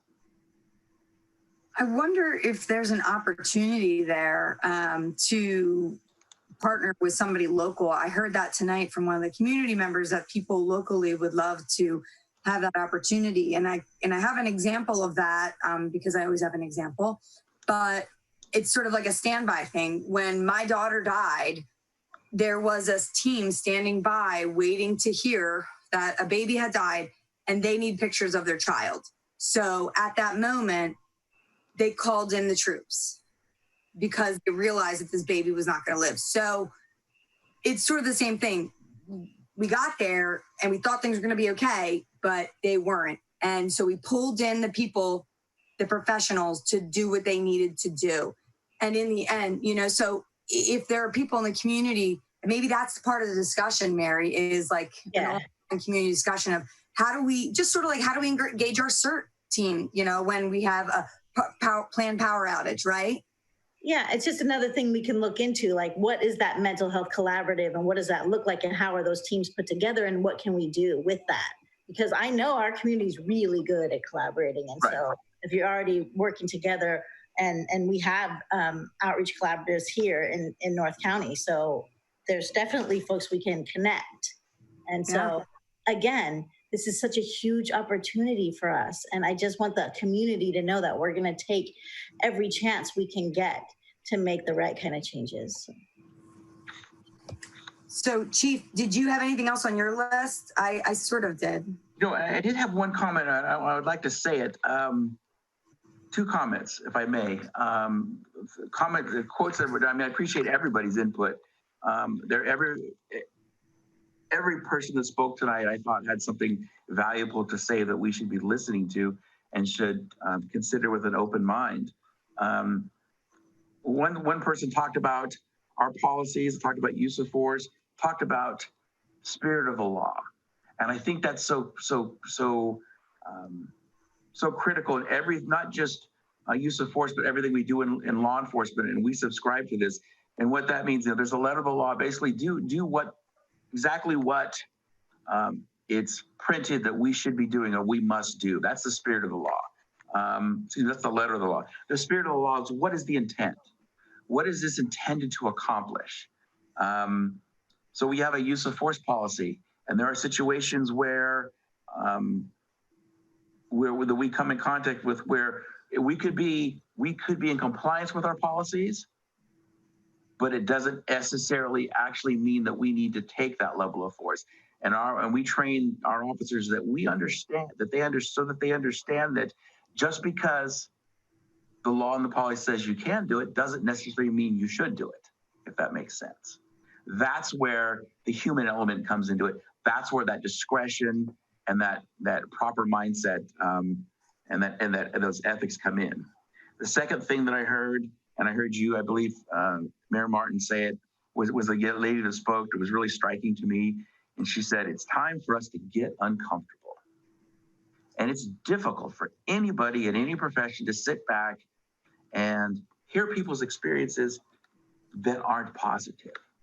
Don't we all want to do the right thing? And don't we all want to hear good things? But that's not reality. And the reality is that we all, including law enforcement, including my department, we all have ways that we can improve. And the first step in improving on anything in our department or in our community is to get uncomfortable, to look at each other and say, tell it like it is. Someone in my position, to go home tonight and look in the mirror and look at my notes and say, all right, why is it that some of these community members feel like they're racially profiled? What are we doing that's making them feel that way? Where are we missing the mark? Even if we're in compliance with all of our policies, where are we missing the mark? So I believe that get uncomfortable was huge. And I think it's really the key as we move forward with these particular issues to be successful is not to be afraid to get uncomfortable. Mary? I have one more question about the Q&A. So this isn't, like, we've never worked with this format before. And so I'm wondering, you know, when we have public comment come in, you don't usually answer public comments, right? Unless we try to get the answers for them. So what can we do with these Q&A questions? And maybe Michelle might know, or... I can speak. Go ahead. I'll start, and then you can jump in. Okay.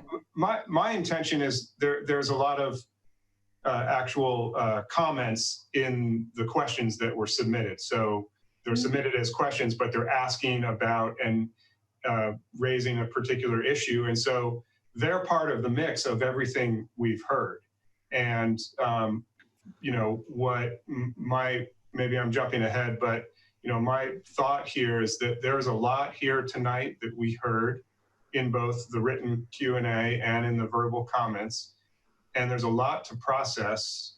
So I'm going to need to go back and convene with the chief and think about how we package all this into a work plan of items, what the timelines and costs are going to be to be able to look into and dive into, to be able to, you know, meet the Obama framework and study our policies, report back out to the community.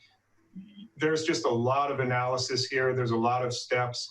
It's a huge project unto its own, and we have lots of big projects. So we need to think about how we package it together and what our next step's going to be, and then probably bring that work plan back to the council for another review by the council and comment from the community about here's what our plan is in terms of starting the analysis.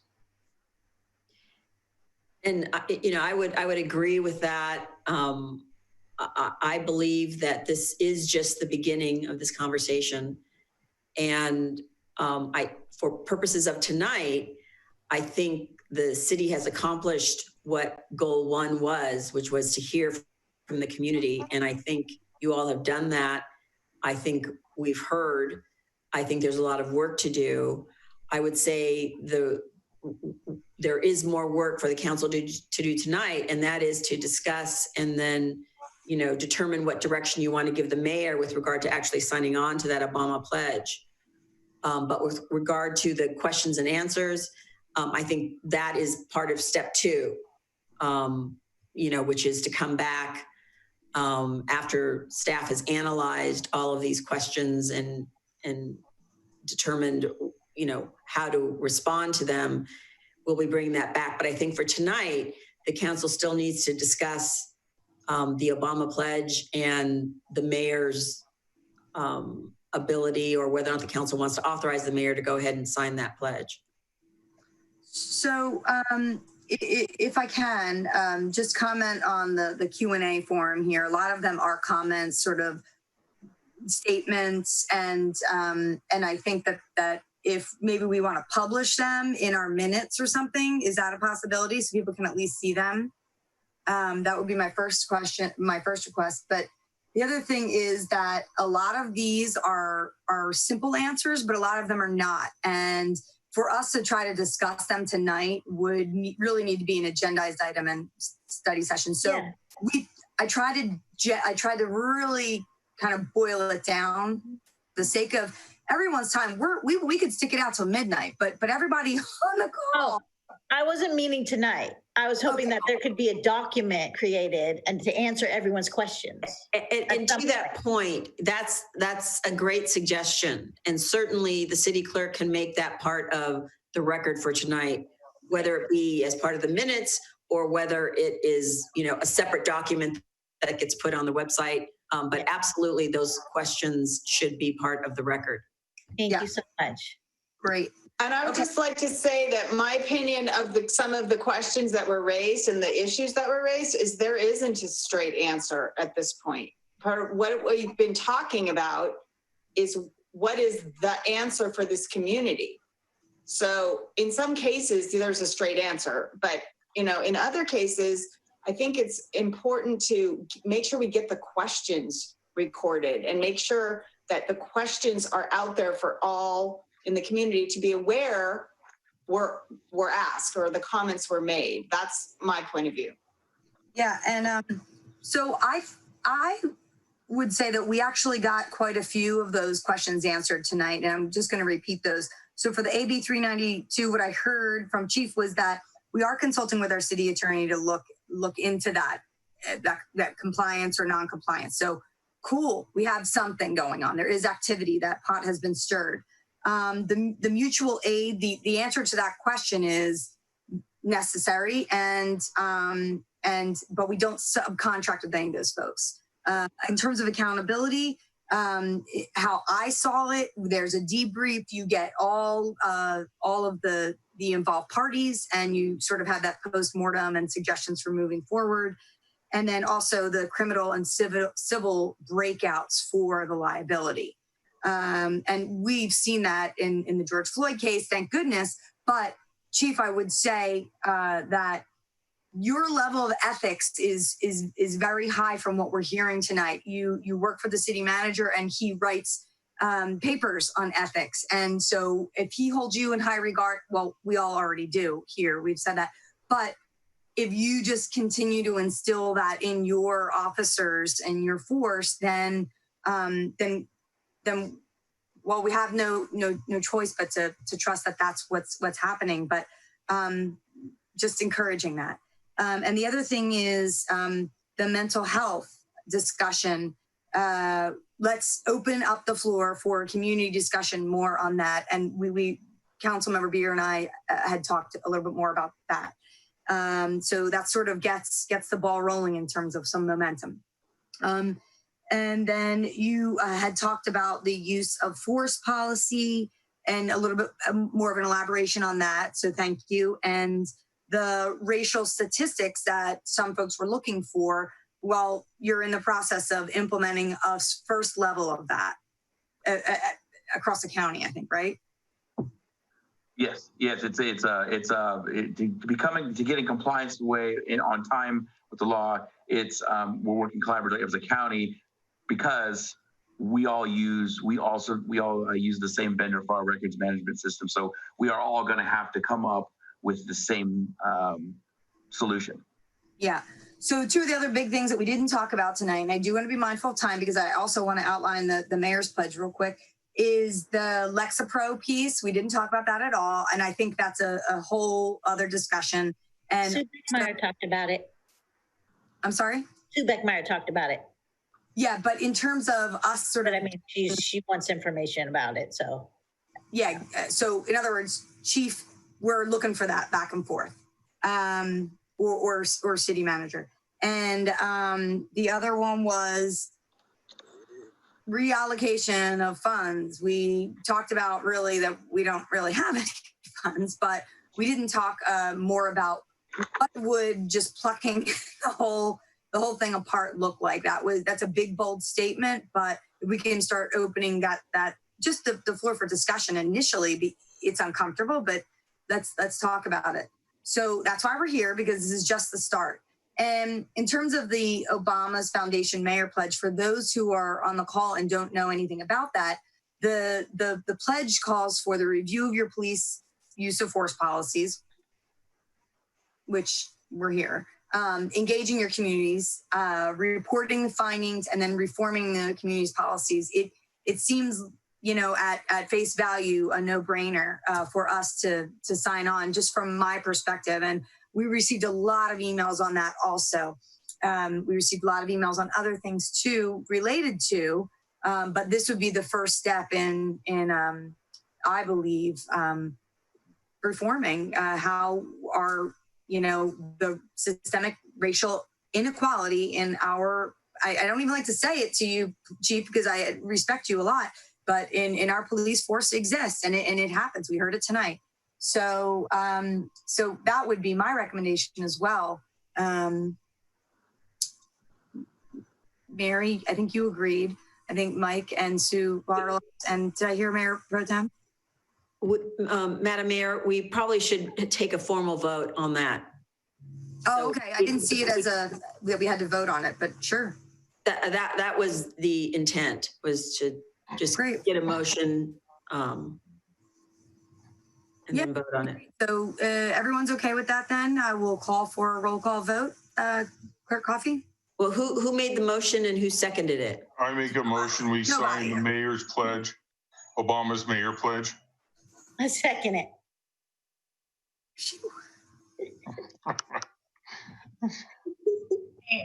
So the roll call vote, Councilmember O'Neill. Yes. Councilmember Beer. Yes. Councilmember Batterlaus. Yes. Mayor Pro Tem Beckmeyer. She's mute. You're mute, Sue. Yes. Yes. And that's a yes vote from Mayor Pro Tem Beckmeyer. Mayor Martin. Yes. And the motion to sign the Obama's pledge passes with a vote of 5-0. Okay, thank you. I'd like to offer the floor for any council members if you'd like to close with anything, but I would like to request that we adjourn in memory of Errol Chang this evening. I agree. And thank you, Chief. Thank you. Thank you, Chief. Does anyone have anything else? Otherwise, I will call the meeting at 9:01 in memory of Errol Chang. Thank you very much, everyone. Good night. Good night.